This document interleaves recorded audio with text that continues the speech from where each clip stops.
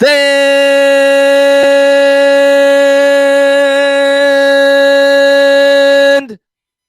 up! Roldy, I see you in the chat.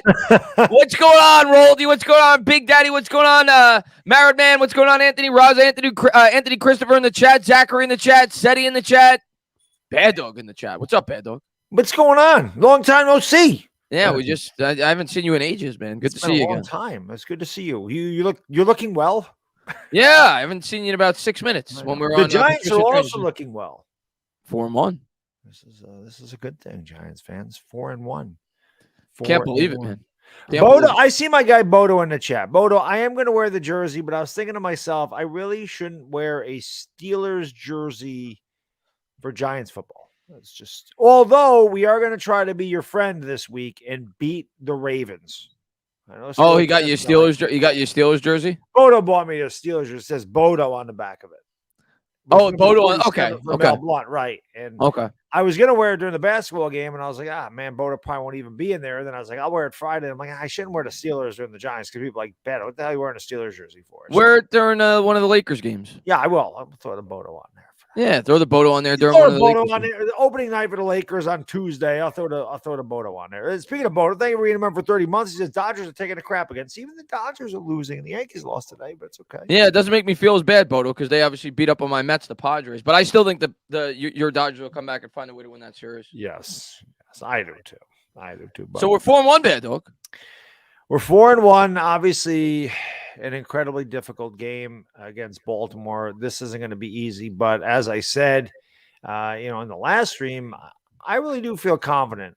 We may not win this game, but I can certainly tell you when I looked at the schedule, there was no way feasible. I'm thinking we're winning this game. As a matter of fact, I picked us to get blown out in this game. Well, I don't feel that way anymore. I honestly feel like we have a good chance to win this game. Now, will we? We have to wait and see. We have to execute. We have to pretty much do what we did against the Packers and keep Lamar Jackson off the field. It's the best way to stop him is by him not being on there because let's face it, it's pretty impossible to stop him completely. But I feel good, Chris. I feel like we got the right coaching staff. I feel like Wink knows Lamar Jackson very well. He knows his strengths. He knows his weaknesses. And it's about executing, but I think Wink's going to put in a game plan that tries to expose Lamar Jackson's weaknesses. Yeah. I agree with a lot of what you said. And listen, I'm growing more and more confidence in this football team as the weeks go along. And yes, I recognize I'm going to continue to express it on my channel on this show that I don't want to go way overboard because then you set expectations way too high. And if the team starts to revert back to what we expected, people are going to go bananas.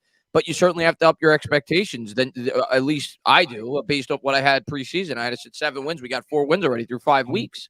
So the one thing I'll say about this team right now is I have confidence that every week this coaching staff is going to give this team the best opportunity to win a football game. Agreed. And that's more than I could hope for going into the year. This coaching staff is tremendous. And whenever you have a really good coaching staff, you have a chance. Absolutely. And listen, I put it on Twitter. I'll say it here. If the Giants find a way to win this game, I think the playoffs, and again, there's a long ways to go, but I think the playoffs are a legit possibility. You look at the schedule after Baltimore, outside of the Philadelphia Eagles, and the game against Dallas, there really isn't something you'd look at and go, yeah, that's going to be – I'm not going to say no game is tough. I mean, we still are the Giants, and we still have to execute. We still don't have the greatest talent. But you look at this team, and you're like, we're as good as them, if not better. We can beat them. We can beat them. We can beat them. Jacksonville, Seattle, Houston, Minnesota, even Indianapolis. None of those scare you. Philadelphia's a little scary. Dallas is a little scary. Dallas beat us the first time. But those are 3 games. Washington ain't scaring anybody. Anybody actually sit through that game last night and watch that thing? Probably the worst game I've ever seen.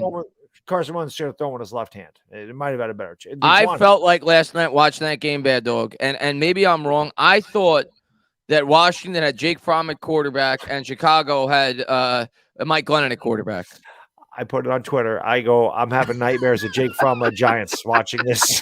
I thought it was Fromm versus Glennon for a second. It was horrible. Bad. Awful. It was really bad. Ethan, thank you, my friend. Appreciate it. He says, guys, I think I pulled a Saquon Barkley. I tore my ACL trying to carry my team. Let's not say Yeah, anything about don't even ACLs, joke about that, right? man. Let's not Don't say even anything about joke about that, Ethan.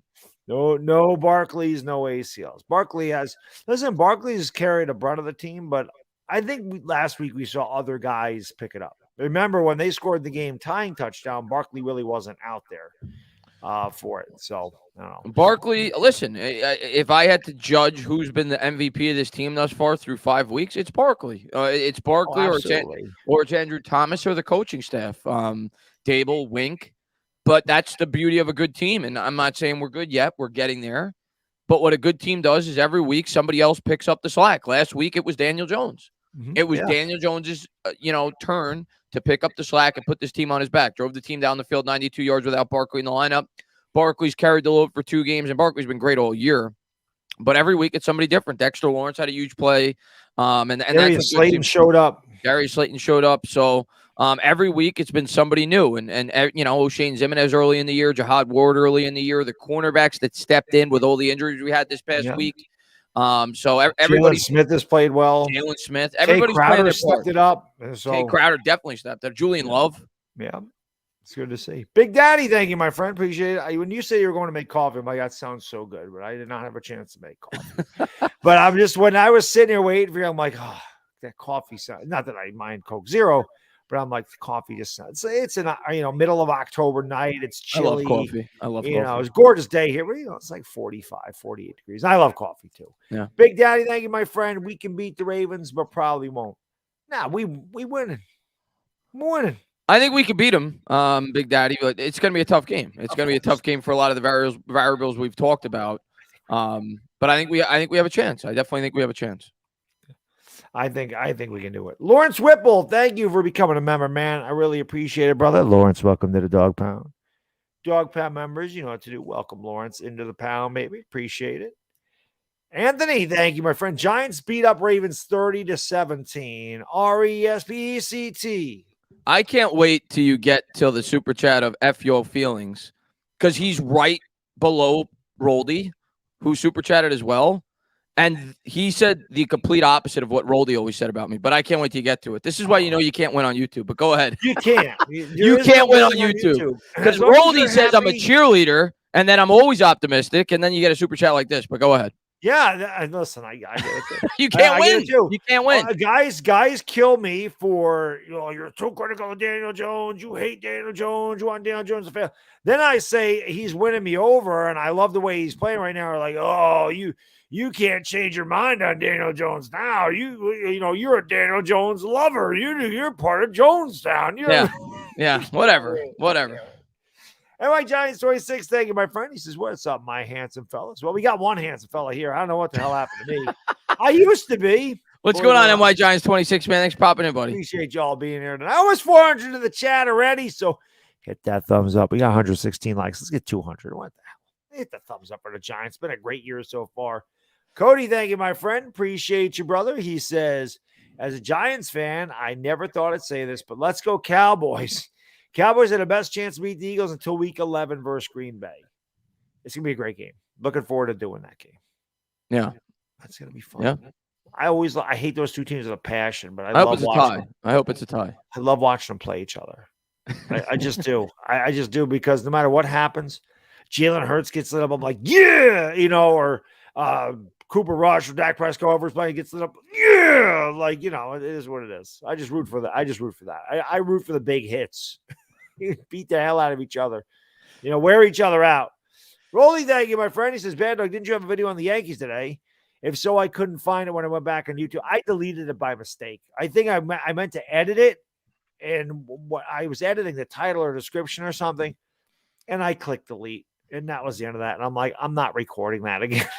So my bad, Roldy. Yeah, I did do a post game on the Yankees, and I went to edit something and I hit the wrong button like a fool.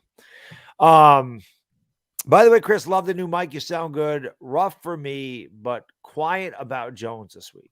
You got to be this week. Yeah. And you know that the Jones bashers are going to come out in full force. And he's going to. Every quarterback's going to have a bad game. The second he has a bad game, they're going to come out full force. But at least for a few weeks, Jones has definitely shut some people up. Oh, without a doubt. Have your feelings? Saying for super chat, he says, "I guess it was the coaches, not Gettleman, since we're winning with his team. I know Chris is always negative. Please don't say you're being real." I thought I was the negative guy. And I'm going to tell you what, Baddog, and you could ask Roldy, and I'm sure Roldy will donate this as well. I was known, at least, for the most part, in terms of like the bigger Giants YouTubers, I was known as the Gettleman guy. Right. So he's basically saying that we were wrong about Gettleman. I stuck with Gettleman more so longer than anybody else. I gave him as long of a leash as I possibly could. And I even mentioned on the show we were on before this one, Gettleman's smiling right now with a lot of the draft picks that he had. Dexter Lawrence is the best interior defensive lineman so far this year in the NFL. I mean, Aaron Donald obviously is, but he's up there. Andrew Thomas is the best left tackle, and Saquon Barkley is probably the best playmaker. So Julian Love looks good. Darius Slayton looked good last week, former picks of his as well. So, obviously he did some horrible moves in terms of free agency, which is why he lost his job. But I think it's coming out that, he wasn't as bad of a drafter as some people may have thought. And obviously with a better coach, they're getting the most out of his players. Right. Well, this is the other thing of your feelings. And we talked about this on the last stream we're on. He had a hand in hiring the coaches. So he wasn't good at hiring the coaches. It's kind of his fault for hiring those guys. But listen, Gettleman did have some talent. It's showing up now. You did need you always need coaching to develop talent. It just is what it is. But his free agency was really bad. I don't think anybody questioned Alec Ogletree, Nate Solder, Kenny Galladay. And listen, I'm not saying that Gettleman wasn't trying. He went out and got the best of all the players. They just failed miserably here. I think it all goes together. Listen, I don't know where you got that opinion of me about Dave Gettleman or that I'm negative. I think I'm more positive than most people when it comes to the Giants. I try to be as unbiased as I can. I try to give a fair opinion, but Gettleman did a lot of good things. He did more bad than good when it came to free agency, but I didn't even get into some of his other moves. Gano was a great pickup. Nick Gates was so he definitely did some good things. Yeah.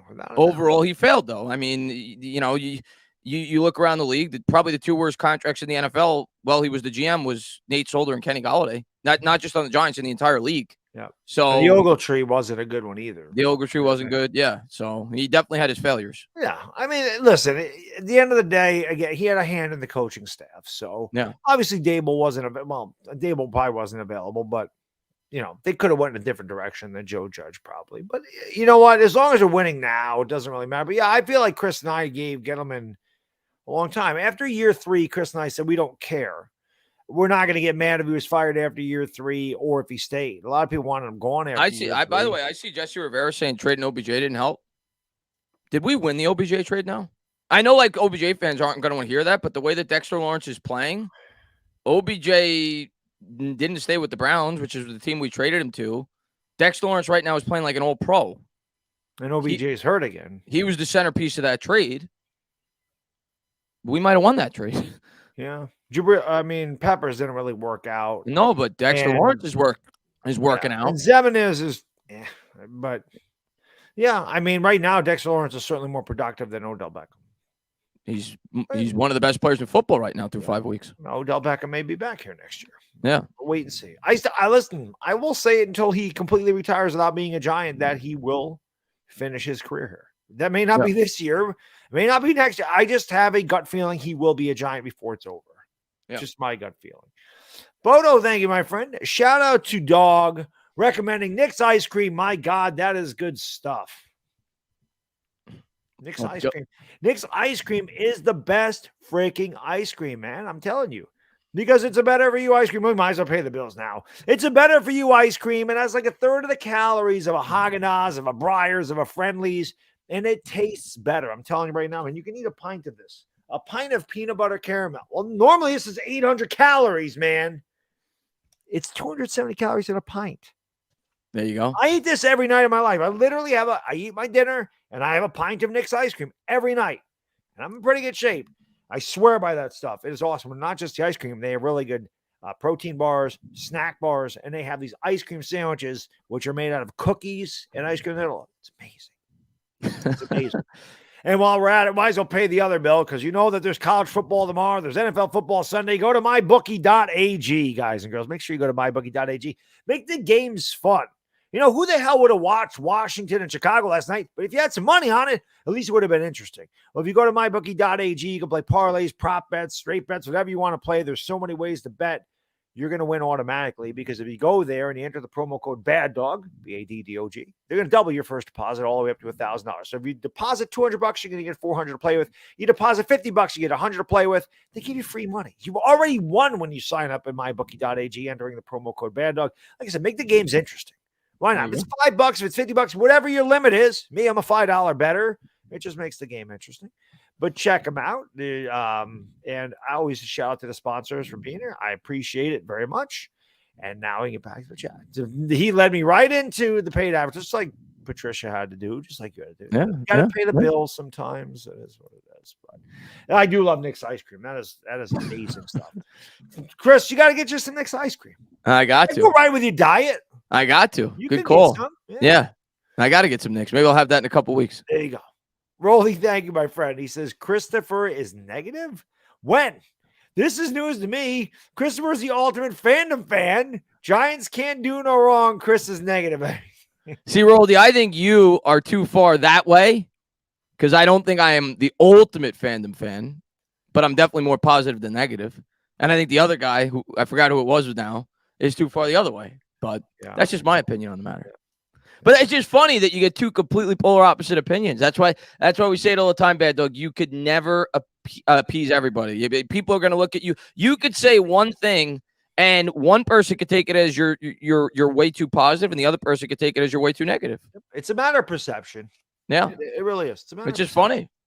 It is good though. It is good. It's just it's part of it. Listen, man. I always say when you've gotten to a point where you have conflicting opinions and not everybody likes your opinion, then you're doing your job. Because if everybody likes what you say, you're not reaching enough people. It's just a fact. But it is what it is. We're always going to have differing opinions. But the one it's just funny. It's just funny. Agree on is we want the Giants to win. And, of course they are winning, which makes it fun. And my Giants, thank you, brother. Appreciate it. He says, you guys know I'm always here. These streams are like crack. I'm an addict. Giants winning games just feeds the addiction. Let's win on Sunday. We appreciate it, man. Yeah, let's go. The game will be on Chris's channel Sunday. So if you haven't subscribed to the Entertainer, link is right in the description below. So make sure you subscribe to him. Come on by. It'll be live probably 12:30 games at 1. So probably live 12:30 somewhere in there. Can't wait. Let's go 5-1, baby. I can't wait either. Getting ready to get to 5-1. Hell yes. Long week waiting for the Giants play. Never thought I'd be saying that, but we are. Abe, the Sausage King of Chicago with Wan'Dale back. Who sits? Really like DeMarcus Johnson. Yeah, I don't know if anybody's going to sit. I don't know how big of a role Wan'Dale's going to have back week 1. I think he'll have a role, but I don't know how big of a role. I think he'll be used in the Wildcat for sure, and I don't think that's going away. I think they're going to motion him in front of Saquon when they run that Wildcat, and he'll probably be used a bit from time to time, maybe a couple of screen passes. But I don't know how many snaps he's going to get. It's his first game back, so they may ease him back in. We'll see. But I still think Marcus J will be out there. I still think Sills will be out there. I still think Slayton will be out there. But they'll slowly ease him back into the rotation, and eventually, obviously, you figure he's going to be one of the the guys that are the focal point of the offense. But this week, I'm not so sure. Yeah, I agree. You don't know if he's going to be in a pitch count coming back from the knee. I don't think he'll have a full workload. But if you're asking who we replace in the future, probably would be Marcus Johnson. Is my guess. Probably. Obviously, they drafted Wan'Dale with a second-round pick, so he's going to play when he's healthy. I don't think there's any question about that.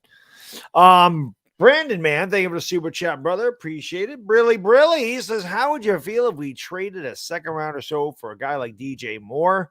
I would definitely be open to trading for a young wide receiver who we can lock up for a while. When Pat mentioned that we had money from, I didn't think we did have money from because I thought next year his cap hits like $25 million or $21 million. It is. So if you're planning on getting Saquon, like what are you doing with Saquon? What are you doing with Daniel Jones? Yeah. You're going to get some money back with Galladay because he ain't going to be here.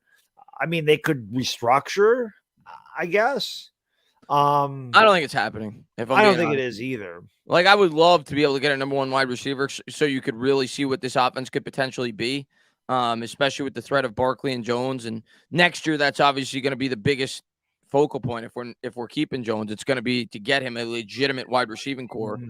But in season, we may trade for a receiver, but I don't think it's going to be a huge name like that. It could be like a smaller piece that's, a cheap guy, but I don't think we're going to make a move like that. I'd be surprised.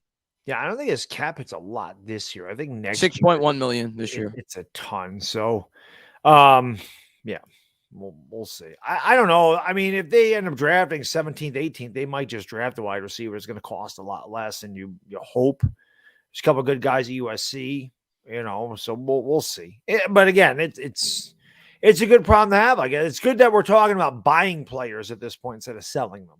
Yeah. LA Lou, thank you so much. He says, with Lauren Russell yesterday, I compared that game last night with the old days of pro wrestling when midget wrestlers came out as a change of pace. Neither dominates, and one gets a 1, 2, 3 in the end. I remember the little guys. The Haiti kid was the one I always remembered. Yeah. But what's going on, Lou, man? Good to see you, buddy. That was a bad game. That was a horrible game. I put on Twitter, I said, can you imagine paying for Amazon Prime to watch that? Amazon Prime want to refund people that watch that. It's one of the worst games I've ever seen. It was horrible. It's horrible. Yeah. Carson Wentz is washed. And so Fields, I mean, I felt bad for Fields. I mean, the offensive line for the Bears was horrible. He was getting destroyed, but I mean, how do you miss that touchdown pass when he was on the 2-yard line? Yeah, it's not good. Yeah. The Bears are not good. Yeah. The Bears are not good. Thank the Bears for us getting those 2 picks. They traded up to get Fields. We ended up with Evan Neal and Kayvon Thibodeau. And I'm telling you, Thibodeau is going to be good. Yeah, he's going to be very good. He's going to be good. Yeah, he's going to be very good. He looked really good last week. Carlos, thank you for super. Speaking of Thibodeau, he says, what up, guys? Love the show. Thank you. Do you think Tibbs gets a sack this week? His coaching staff is incredible. It's going to be tough against Lamar, but I do think Lamar gets sacked quite a bit. So, yeah, yes, he gets a sack. I'm curious to see Lamar Jackson. The problem that I see this week for him, I'm not sure if he's going to be going up against him, but I think he's going up against Ronnie Stanley, who's one of the best tackles in football. So we'll see. But he's definitely getting better week to week. It's coming. It's going to happen. I think he's got the most of any rookie, at least over the last 2 weeks. He got the most pressures in football. And last week, he definitely looked like he was starting to turn it up. So it's coming. If it doesn't happen this week, it's going to happen soon. Yep. Is there a cookies and cream flavor for Nick's ice cream? Absolutely. I'm looking at it now. Lamar's been sacked 9 times in 5 games. There you go. Yes, there's cookies and cream. There's mint chocolate chip. Just go to Knicks.com. Links are in the description for MyBookie and Knicks.com. You can find them in the description, but they show all the flavors there. And if you go to the little section that says shop, you just type in your zip code and it'll show you the closest. 1 second. I'm gonna get the shades for you, Chris. Yeah, there you go. Chris, thank you for the super chat. Appreciate it. My shades are in my car. We're saving them for Sunday. I need them when I drive because of the sun in my eyes hurts. He says, I can't wait for Nick Gates. Also, wear the shades. Sunday, I'll be wearing the shades. They are out in my car. There we go. Because I do wear them to drive. The good luck shades. That's are the good luck shades. We'll be wearing them Sunday. Again, I don't know if we start the game with them or go with the second half adjustment. We have to discuss the game plan. Yeah, we'll figure it out, Chris. Alex, thank you, my friend. Can't wait to see Obi-Wan Dale Kenobi. You and me both, Alex, man. Hopefully can't wait. It's Obi-Wan Dale Keno TD. That's what I'm hoping for. I'm excited, though. I'm excited to see him this week. I really am. Hey, he'll get a touchdown before Galladay and Kadarius Toney do. Independent Outsider, thank you, my friend. Guys, watch Dog and Tainah with P-Train Locked On Giants. Patricia Trainer, right? Yeah, no, I had a blast. That was fun. Hopefully we do it again next Friday. I'm for sure. It should be good. Yeah. It was awesome. A lot of fun. Which I found out something. See, if I known, I never saw that anywhere that they said Kadarius Toney's hamstring is a strain because they're way different than a pull. And I didn't know. Strains are serious, man. If I knew he had a hamstring strain, I would have left him the hell alone because I know those could literally take weeks to heal because I've had it and I know what that feels like. So it's been 2 different hamstrings now. I know. Well, that's the issue. Yeah. You know, Odell Beckham had problems with his hamstrings too. It's very weird. There's slight wide receivers. I don't know what it is. No. Brett, thank you, my friend. Appreciate it. We got this in a bag. Love listening, y'all. Thank you. What's going on, Brett, man? Thanks for popping in, buddy. I hope you're right. I hope we do have this in a bag. I would love I'm definitely not going in with that mindset. I think we got a chance, but I ain't going in cocky. We got a tough football team this week. I'm not going in cocky, but I think we're winning. I think we got a shot. I think we're winning. I think we got it. I think got we a can shot. do it, man. Don't do it to me, Giants. I finally have some confidence. I think it's gonna be close regardless. I agree with that. I think. And listen, if we do lose, there's no shame. If we lose a tough game to Baltimore, there ain't no shame in that. No, they're a good football team. So. But if we win, sky's the limit.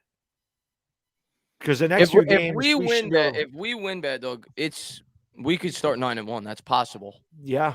Because you look at our next 4 games, we're probably, if not favored, we're probably going to be at least a pick 'em in all of them. Agreed. Like maybe a point or 2 underdog against Seattle, but because it's in Seattle. But yeah, let's win this game. But if we do, people are going to be riding sky high. Yep. G Nation, thank you, my friend. Appreciate it. He says, guys, we're going 11-6. We will be 5-1 Sunday evening. Let's go Big Blue. Listen, I'm game for both. The only thing is, if we go 5-1, that means we're going 5-5 in our last 10. I think we can do better than that if we go 5-1. I'll take 11-6 though. Trust me, I ain't being greedy. No, it's 6-5. 6-5 if we're 6-5. Sorry. Yeah, I'm telling you, I would love that. I'd give anything for that last game of the season to come down to the division between the Giants and Eagles. Yeah, that would be awesome. That'd be awesome. Jake, thank you for the super chat. Appreciate it. Weird question. What team out of all the teams you root for is your favorite? Oh, I've been asked that before. The Yankees. I honestly feel this way. I like them all equally. I really mean that. Giants, Mets, and Knicks. They're like dead even for me. Yeah. The reason I say the Yankees is more of a nostalgic thing for me. It's just, I think of going to the games with my dad and my grandfather when I was 8, 9 years old. And there's just something about walking through the tunnel, seeing the green grass of the stadium, the smells of the Cracker Jacks and the hot dogs and the peanuts and just the sounds, and it's warm weather, and there's just something about it. Like, I really fell in love with the Yankees when I was really young. And I love the Giants. I'm more intense about the Giants. I can tell you that. And it's not like I love the Yankees like head and shoulders more than my other teams. It's just out of all of them. Like if somebody said to me, you can only watch one of your teams for the rest of your life, that would be the one that I pick. That's the way I look at it. Yeah.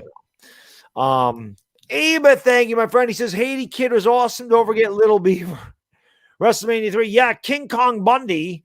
He wanted to splash the midgets. And then Hillbilly Jim and the other midgets pulled that midget out of the way. And King Kong Bundy rode off on the cart on his own with Bobby Heenan. And people with paper balls had him. Yeah. Chris was a baby, but I'm old.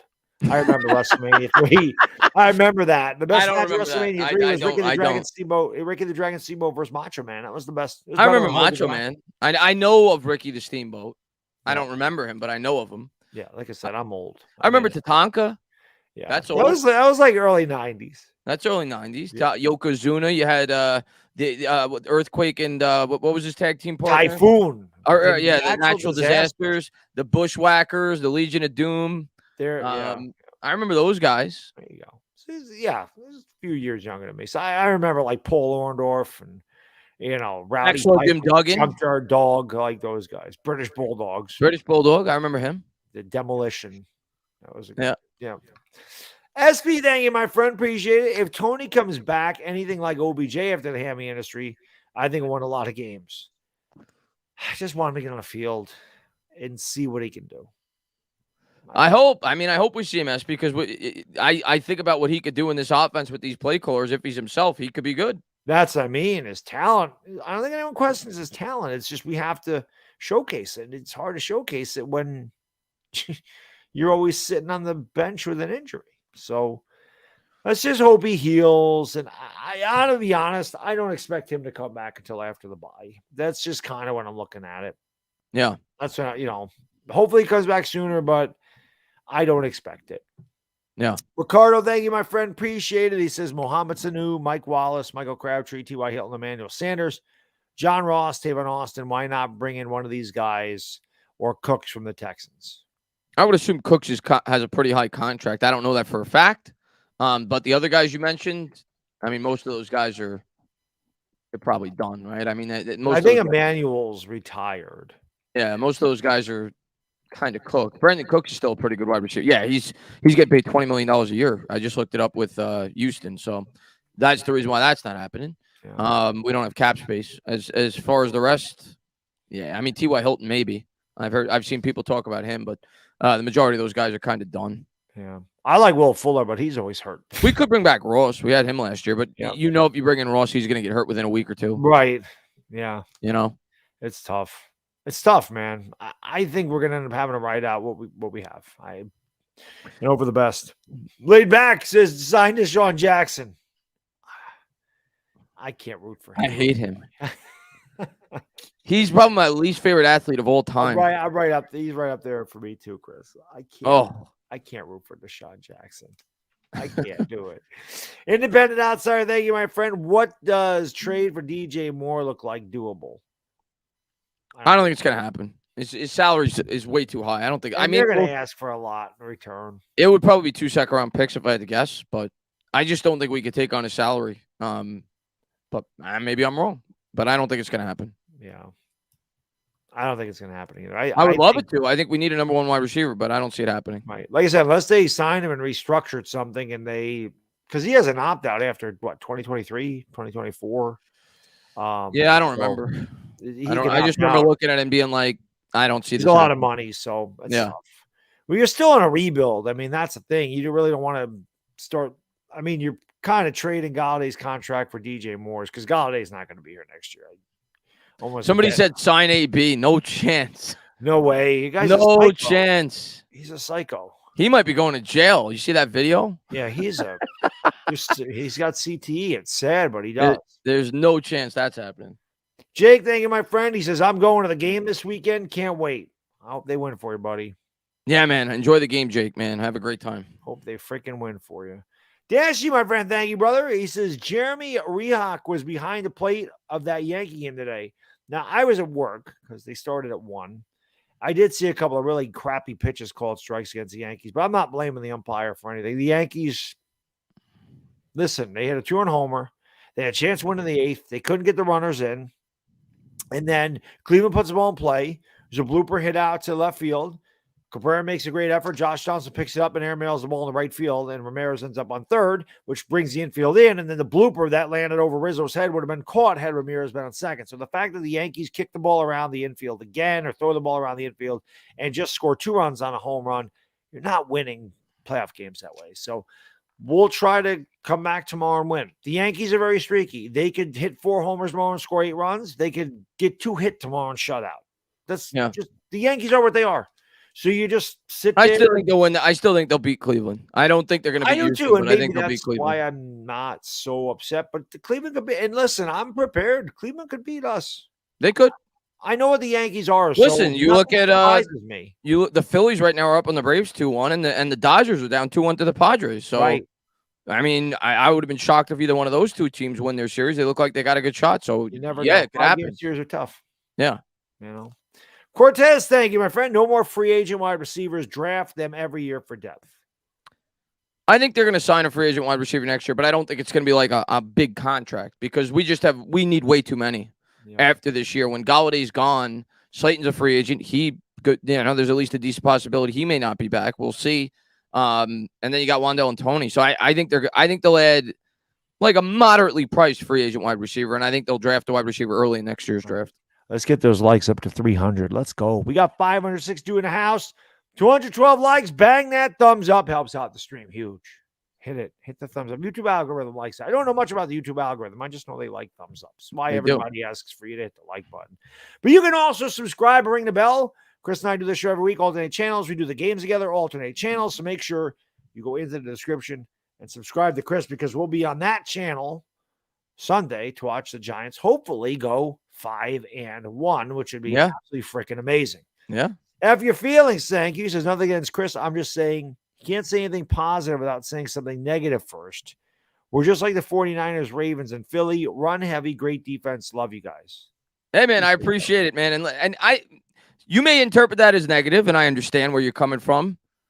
Me, I am just trying to keep myself in check. I don't want to go above and beyond about this team until such time I feel like I'm ready to fully commit to be like, yeah, this team could be a great team this year. So I'm trying to keep myself in check. So you may take that as a negative. I'm very positive about this team. I've said it long term, I think this team, I wouldn't be shocked, Baddog, if we're a Super Bowl contender within a couple of years. It could definitely Would not be shocked. I believe in our coach. I believe in the way they're building this football team. They got a great left tackle already in Andrew Thomas. I fully believe Evan Neal by next year is going to be a very good right tackle. They have the scheme. I don't think the Giants are as far away as some fans may think. So I'm not negative, but I also realize that this is the first year of a new regime, and I don't want to get too far ahead of myself quite yet. That's just the way I am. But I'm going to tell you what, F your feelings. If the Giants ever win this week, I'm all in. As I said, if the Giants beat Baltimore this week, I'm diving head first in. Not to say we're going to be a Super Bowl team, but we are a really good football team if we beat Baltimore this week. I said it. After we beat Green Bay. No, I'm going to tell you that. Yeah. If we and the other thing I'm going to say, Baddog, especially the Eagles last year, not this year, because I think the Eagles are more advanced than we are, especially after they got A.J. Brown. And they got a much better offensive line, at least right now, than we do. I think our line's going to be, much better than it is right now by next year. But last year's Eagles team, I think, is a very fair comparison for this year's Giants team. Mm-hmm. And I said that going into the year. I said this could be a team that, if things break right, we could surprise and win 9 games, maybe 10 games with our favorable schedule and with a run-heavy approach, much like the Eagles had last year. And, yeah, so far they kind of remind me of last year's Eagles team. Hopefully we end up being better than them, but they kind of remind me of last year's Eagles team. Yeah, listen, look how far that Eagles team's come this year. They're a Super Bowl contender. But listen, we win Sunday. I'm saying we're going to the playoffs. I agree. If they win Sunday, we're going to the playoffs. That's where I am. I mean, if you look at the statistics, I think it's 91% of the time when a team starts 5-1, they go to the playoffs. And when you look at our remaining schedule after that, I mean, let me ask you off the top of my head. Let's be conservative. If they start 5-1. Let's say they split the 2 road games. I think that's fair. At Seattle and at Jacksonville. Let's say they split that. That's 6. Houston, 7. Lions, 8.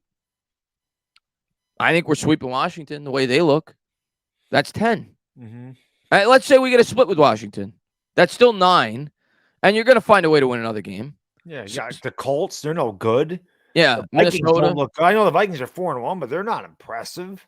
Would you be shocked if we split with the Eagles? I wouldn't. I really wouldn't. They're a divisional team. No, I picked us to split with them before the season started. So I don't think if they beat Baltimore, I would be pretty surprised if we don't win 10 games this year if we start 5-1. Very surprised because we would have to go 5-6 after that. Yeah, we should be able to win 5 games. Yeah. After Baltimore, I would imagine. If we don't, it'll be a collapse.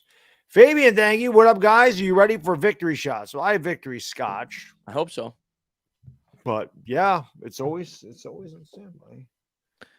I've had as many glasses of scotch in my post-game videos this year as I did all last year.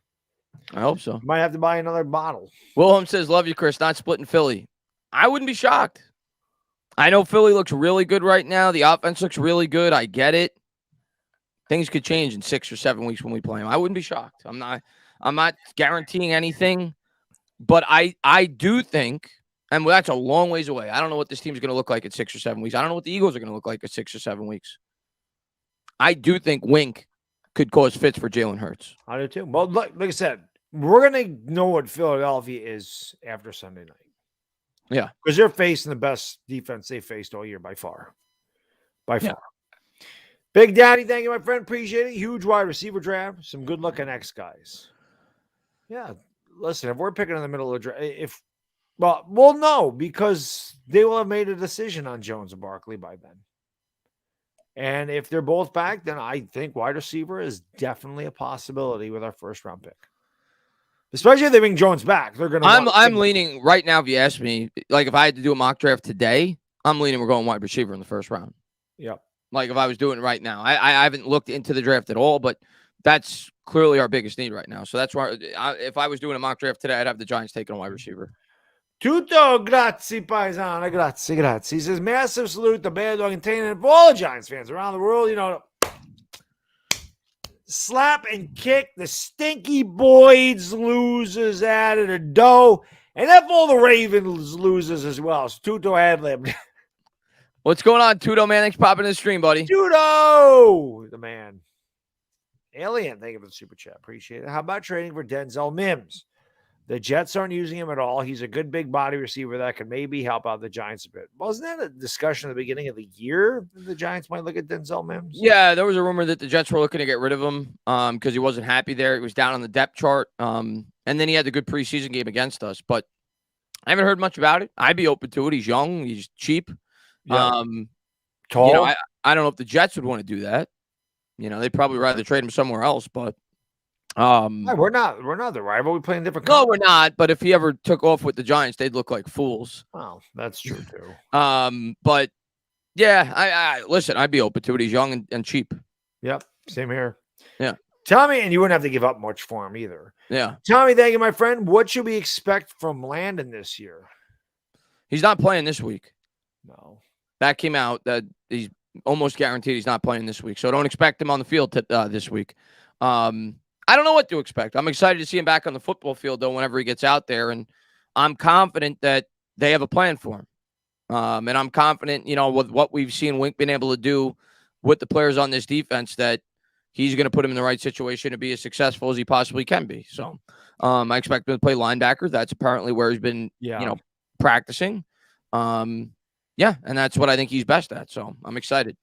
That's what I was going to say. I think Landon Collins will be used in certain packages, probably in pass rushing situations where they like to blitz him, or maybe like on a third and short where you want to stack the box. He's always been a good box safety. He's a good tackler. He's aggressive, but you don't want him out there covering because, as I've said before, he couldn't cover a twin-size bed with a king-size sheet. Let's face it, he can't. Coverage has never been a strong suit, but he is a good hitter. He is really good the closer he gets to the line of scrimmage. So I would definitely have faith in Wink that whatever they use Landon Collins as, even if it is a limited role, which I don't think he'll have to take on a huge role here, but I do think it'll be like in specific packages where they could use him as a pass rusher, a blitzer. And I think that's probably what his role will be with the Giants this year. I don't know, but that'd be my guess. Yeah, and I just don't know when it's going to happen. He might not be in football shape yet. Right, it might be after the bye. Same thing. Yeah, you might get it. He might have to wait a couple weeks, but we'll see. Cortez, thank you, my friend. He says most wide receivers are old and the young ones are never good. Well, some of them have to turn out good. Right. There's good wide receivers in the NFL. I think he means free agent receivers. Oh, I do. Okay. Yeah. I mean, if you look at the majority of wide receivers that change teams, it's usually via trade, the ones that turn out good. The really good wide receivers teams either keep or they trade and get something for them. It's very rare that they hit free agency. Yep. Sometimes they do, but it's rare. Yep, without a doubt. Abe, my friend, thank you for the super chat. Appreciate it. He says, don't think we'll trade for a number one, but if we did, who's available and what would it cost? If Washington looks to rebuild, I'd consider a McLaurin trade. I don't think Washington would trade within the division. Yeah, I don't think that's happening. They're not trading Terry McLaurin to the Giants. Yeah. I mean, guys that people have talked about, Deontay Johnson with the Steelers, because they're kind of in a rebuild. DJ Moore, DK Metcalf. Mooney for the Bears. Brandon Cooks. He was mentioned earlier, but I've heard his name thrown out there. What is Mooney? He can't be expensive. I don't know. I think it's his third year, so yeah. He's only got one more year on the contract because he wasn't a first round pick. I don't think so. But yeah, I don't know I don't even know if the Bears would look to trade him. He's one of their only good players, but in terms of the weapons. But those are some of the names. You want to look at bad teams that have expendable players at that position. The one thing I'll say though, again, we aren't. I know it's fun, 4-1.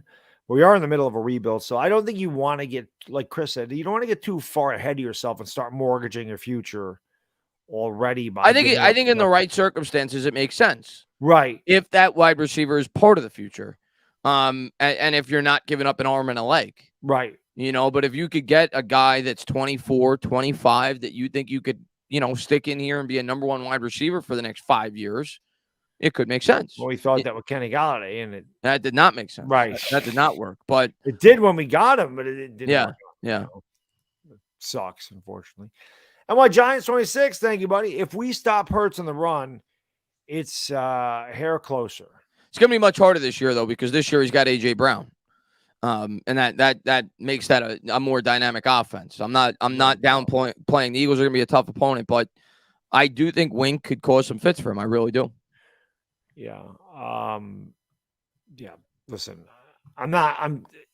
That's so far away. I just kind of have to laugh when people come on here, and I'm not saying Hurts has not played better. He has. But I laugh when people tell me, "Where's your Jalen Hurts apology video? You were wrong about Jalen Hurts." And then the same people tell me, Daniel Jones sucks. He's only thrown 3 touchdowns. Well, Jalen Hurts has only thrown 4. He's rushed for 6. Is that really any different than what he's normally been for the Eagles? No. Let me 3 of them came against Washington. He's thrown 1 touchdown outside of that Washington game. Let me ask you this, and I'm not trying to knock Hurts. Hurts is playing. I'm not either. I'm just saying. Hurts is playing very well. The Eagles are playing very well. They're undefeated.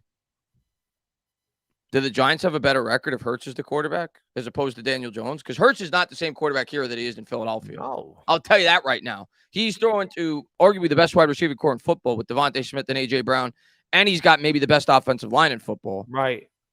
And the Eagles probably have the same record they do now with Daniel Jones, their quarterback. If Eagles fans are being honest with themselves, they have a really good support system for that guy. And he's playing very well. Yeah, he's playing better. But my point is, he doesn't have 9 touchdowns. He has 4. He's throwing 4 touchdowns. His legs are dangerous. Yeah. You know, he looked really good against Minnesota. He looked really good against Washington. The other games, he runs. He's a good runner. Anthony, thank you, my friend. Appreciate it. He says, my first and only prediction is 10-7 playoffs. I like it. Predictions getting better and better and better. I hope you're right. It's definitely trending that way. I'll tell you that right now, and I hope you're right, man. Yeah. Peter, my friend, thank you for the super chat, brother. Appreciate it. He says, just listen to Ed Valentine's BS. Guys, we're supposed to lose this year's video. I think we can beat Baltimore, full stop. If we're 5-1 next week, I don't see how we don't make the playoffs, to be blunt. Right there with you, man. Right with you, Peter. Yo, if they start 5-1, my expectations are going to be playoffs. Yeah. Especially with our remaining schedule, my expectations are going to be playoffs. Oh, absolutely. Yeah. I don't think there's any question about it because we have 3 what you would consider really tough games. 1 with Dallas, 2 with Philadelphia, but the rest of them are – I don't think any of the teams we're playing after Baltimore are better than Baltimore except for Philadelphia and maybe Dallas. I think the rest – I don't think any of the other teams are close to Baltimore. I don't think any of the other teams are close to Green Bay, to be honest. So I think we got a good chance. If we go 5-1 – Matthew Stein said, Chris, you said that against Green Bay. I mean, yeah, I'm not going to guarantee playoffs. Injuries happen in the NFL. Things could revert. But, yeah, right now I'm leaning more towards we're making the playoffs than we're not right now. Yeah, I'm probably considered equal. Here's what I'm going to say, Baddog. If we lose this week, I'm probably still at least 50 to 55% we're going to the playoffs. If we win this week, I'm like 85% we're going to the playoffs. Absolutely. John Kim, thank you for the super chat. Appreciate it. I would call Washington and ask for the price of Will Jackson. Same problem, though. It's in division. Right. And that's the thing. The division, you really don't trade within the division. I don't know. It's the same thing with McLaurin. Like I've seen people bring that up, but I don't see Washington looking to help us. You know, they could trade him anywhere. I just don't see it. I saw people talking about that on Twitter. I doubt it. Yeah. Tutto, grazie paisana, grazie. He says, Big Boss Baddog, please sue me up against the Ravens losers and I'll provide the best O-lines pancakes in the world and I'll teach Lamar some manners. You got my vote. Look at that physique. He's a beast. Yeah, that's built on Nick's ice cream too. Don't let Tutto fool you. He may be over there in Italy, but he's eating Nick's ice cream. What's up, Tutto? Tutto, look at that. That's what I strive to be. Never be that though. I don't have the physique. I don't have the genetics to be big like that. I just have the genetics to be shredded, but I can't be a bigger dude. But Tuto's the freaking man. Yeah. Tell me, thank you, my friend. Dallas has lost the last 3 Thanksgiving Day games. We can go in and win for sure. I'm not counting that as an auto loss. I see John said we missed part of his super chat. I'm going to go back up and read it. I don't want to. John Kim. Oh, I go back. I got it. He said something about William Jackson, and then he said, and as for a trade, if we're giving up assets for a wide receiver, one name has to be Metcalf, not more. I don't know what let me look at DK Metcalf's contract. I don't even know. I don't even know what his contract is. Let me see. But yeah, Tommy, to finish that off, no, I don't think anything's an auto loss for us anymore. Honestly. Metcalf is, yeah, I mean, it's the same thing. I mean, right now his contract next year he's due to make 13.7, and then it goes 24.5 and 29.5. So I doubt it. I doubt it. I think the Giants are going to look to draft their number one wide receiver. If I had to guess, I do too. Duran, thank you for the super chat. My friend appreciates. It's crazy that Kenny Galladay, AR2 and Samuels didn't work out. Man, a lot of wide receivers don't work out. A lot of wide receivers get paid. They don't play hard, or they just get into a scheme that doesn't work for them. And I mean, you think about it. I gotta really think about this. Who was the last, like, I'm not talking about like Odell Beckham, who was kind of like a midseason acquisition that was kind of forced his way up a team. I'm talking about a guy that signed on with a team in the offseason that was a high-ticket free agent. Who was the last, and maybe somebody's going to mention one right away. I'm like, oh, yeah, you're right. Who was the last wide receiver, and if you can name one, you probably can't name multiple ones in the last 5 years, that was like a big-ticket free agent at the wide receiver position that really panned out and that was worth the money that he signed for? Yeah, I don't know. Hopkins was a trade, and that really hasn't worked out. He's not worth the money probably that I they mean, Amari Cooper was a trade, though. They traded for him. Right, that's what I'm saying. He was a trade. Diggs was a trade. Yep. Antonio Brown, I mean, he wasn't a big ticket free agent. He was a guy that they kind of got on a discount because he was a lunatic. Right. Cooper was a trade, Kenny. Diggs was a trade. Yeah. I think. I don't think it's Plexico Burris. Well, that's a long time ago. You're going back a long time ago. I know. That's the first thing I can think of. So I don't know. Odell Beckham wasn't a big money free agent, though. He was cheap. Yeah. Tyreek Hill was a trade too, Toba. But go ahead, Baddog. Yeah, you're right. Tyreek Hill was a trade. It's tough. John and on, thank you, my friend. He says, if we win Sunday, it's playoffs. Stand up. I see Richard say Corey Davis. Did he? I don't know what he's doing this year with the Jets, but is he? I don't know. Maybe he is worth it. Last year, he certainly wasn't. Yeah, it's tough. It's tough. Diggs is a trade. Amari Cooper is a trade. Yeah, it's Terrell Owens, someone said. Adams hasn't worked out. Look at the Raiders' record and what they're paying him. And that was a trade, too. That wasn't a free agent either, Devontae Adams. Terrell Owens? That's going long time. It's going back where Plexico Burris was. And that was before wide receiver contracts were absurd. Julio Jones? Julio wasn't good. Julio didn't work out with the Titans. No. Kenny Galladay certainly didn't work out. Brandon Cooks went to the Rams. But wherever he goes, he leaves after a year. But did he win a Super Bowl there? He's been okay. He's been pretty solid wherever he goes. But if that's the best one you could come up with, that's not a good one. Christian Kirk. People are saying Christian Kirk. Has he been? I don't even know what he's doing this year. Obviously, he's been doing good. I haven't been keeping up with him, but he's $20 million. 4 years, $72 million. He got the same contract as Galladay, so he better be doing good. Devontae Adams. But he was a trade. That was a trade. Christian Kirk's not worth that money right now. He's having a good year. 338 yards in 5 games, 3 touchdowns. He's having a good year. He's had one 100-yard game. It's been okay. I will say this, though, that Devontae Adams has been kicking ass for my fantasy team. Yeah. I needed that big game from him on Monday night to win, and we got it. We got a big game from him. What else was I looking at over here? I thought I saw something I wanted to read, and I totally missed it now. Dashy, my friend, thank you for the super chat. Appreciate you. Oh, somebody asked me when the next NFC East roundtable is. It's funny you should mention that because Louis T actually DM'd me on Instagram today and asked, and I said, he goes, I always ask you first. He goes, if you can't do it, then I'm not gonna bother asking other guys. I said Wednesday should be good.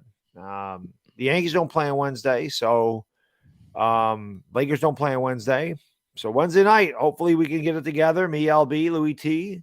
There you go. Nation. I got to work with Law Nation right before the Cowboys beat our ass. That was fun.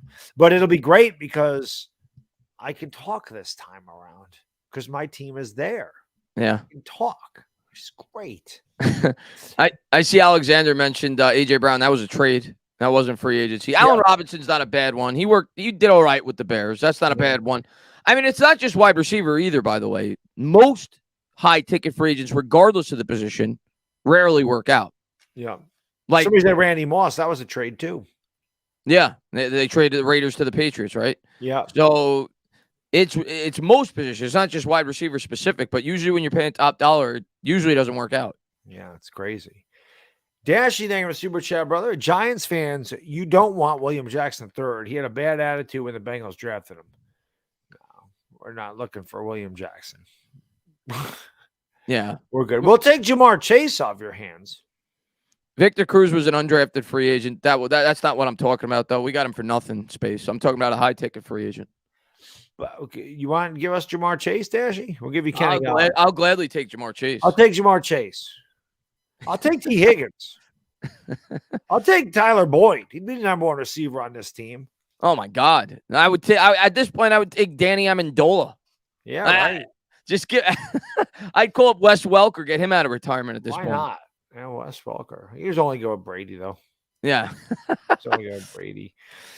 Anthony Scafano, thank you, my friend. Appreciate it very much. He says, stand up, Baddog Talkin. Love the stuff as always. Thank you. We always appreciate the support. If we can get Wan'Dale soon, I hope to see him with Barkley in the backfield like he played at Nebraska. Yeah, I was talking about that in the last stream. I think you're going to see it. I think they're going to use him in the Wildcat. I saw it in training camp, and he's not going to get a ton of carries, but even if he's a guy that creates, eyes being on him, and it gives Barkley a better opportunity to take it in the Wildcat. But yeah, I definitely think they're going to use him in that kind of capacity this week. I expect that. Someone said Alshon Jeffrey. I mean, you'd have to ask. He was decent. Yeah, you'd have to ask an Eagles fan about that one. He was decent, but I wouldn't say he was like great. He was decent for them. Was Adam Thielen? Was Adam Thielen a free agent? Where did he come from if he wasn't a Viking? Let me see. I don't even know. Maybe he was. But if he was, he wasn't. He was kind of an under the radar. No, he's always been a Viking. Yeah. Pierre Garçon. Pierre Garçon started with the Colts, and then he went to Washington. I don't know how much they signed him for. I don't remember if it was like a high price free agent, but he certainly worked there. He had some good years there. Yeah. And he was pretty good with the Niners too, if I remember correctly. What about Wes Welker when he went to Denver? Yeah, that's more to do with Peyton Manning, but yeah. Right. And he, like I said, he had every year he had 1,000 yards receiving was only with Brady. He didn't have 1,000 yards in Miami or Denver, or just with New England. Yeah. It's tough. It's tough. NY Giants 26. Thank you, my friend. Call up Larry Fitzgerald at this point. Yeah.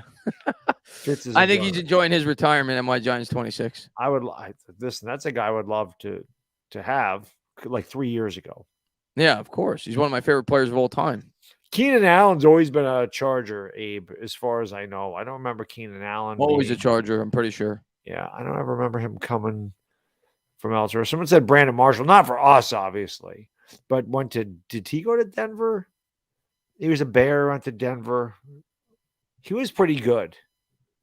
Marshall? Yeah, Brandon Marshall was good. Not for us, but when he never played in a playoff game, so it didn't really work out for the team that signed him, but he was good as an individual, yes. Yeah. Jason, thank you, my friend. Really appreciate it. Another guy going to the game says, going to the game Sunday. I'm interested to see how we defense Lamar. We have to play gap assignments football, keep him in the pocket. Let's go, G-men.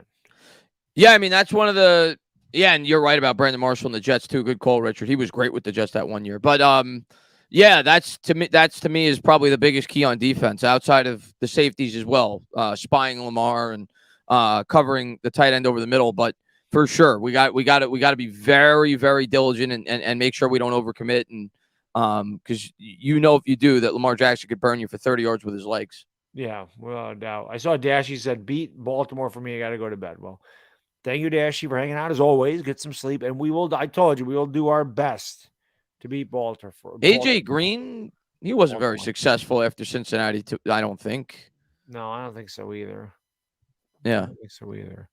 But yeah, it's good stuff. It's good stuff. So, I mean, let me ask you this. Obviously Wink knows Lamar Jackson. How do you think Wink approaches? Do you think Wink's aggressive going after him, or do you think he kind of sits back and allow? No, he's gonna blitz him. He's You gonna think blitz. so? Yeah, he's definitely gonna blitz him, but he's got to be smart about it. Like last year, Miami, everybody thought exposed him because they ran a cover zero, and he really struggled against it. They blitzed like over 50% of the time, and he had a horrible game. And then I think like the next 2 or 3 games, the same teams did it, and he continued to struggle. But this year, he's been much better against the blitz. The first 3 weeks, he was really good. So he's adapted, he's adjusted, and that's what great players do. So, but Wink's not going to shy away. Wink's going to blitz him, but he's got to do. He's got to draw up a good game plan. He's got to be able to confuse Lamar Jackson, and hopefully he can. And if anybody knows his weaknesses, it's Wink. Right. So we'll see. The reason I say it is obviously we blitz and we don't get there. It opens up a lot of things for him to either pass or he could run the hell out of there. Yeah. 6 guys come out, and if he gets out of there's only 5 more guys to stop him out there. It could go for a big game. I think we're going to run an aggressive defense, but at the same time, I think they're going to make sure that they seal those edges and they don't give them the possibility of taking off and running for 25, 30 yards. Right. But I think it's going to be press man, especially with Bateman out for the game. I definitely think our defense is going to be aggressive. I'd be surprised if they're not. Yeah, we'll see. NY Giants, thank you, my friend. Appreciate it. Emmanuel Sanders, Marvin Jones played good. Emmanuel Sanders was good for Emmanuel Sanders was good. Again, that was Peyton, right? Maybe it wasn't. I think it was. Marvin Jones was pretty good with the Lions. Yeah. Didn't contribute to winning, but yes, he was pretty good with the Lions. Yeah. Not bad. Blake, thank you, my friend. Honest thoughts on what to do with Toney. Yeah, we were asked this on the show we were on before. I don't think we have a choice with Toney. I think you got to ride it out. People who say trade him, like, what are you going to get for him? People said the same thing about Saquon. Not that I'm comparing him to Saquon. He's not Saquon. And people were overrating him before the beginning of the year that were saying, he's Beckham and this and that. But he's still talented. And I am a firm believer in, 1, you don't give up on talent. But 2, if you're going to give up on talent, you don't sell them at their lowest. And right now, you can't get lower in terms of his value than Kadarius Toney.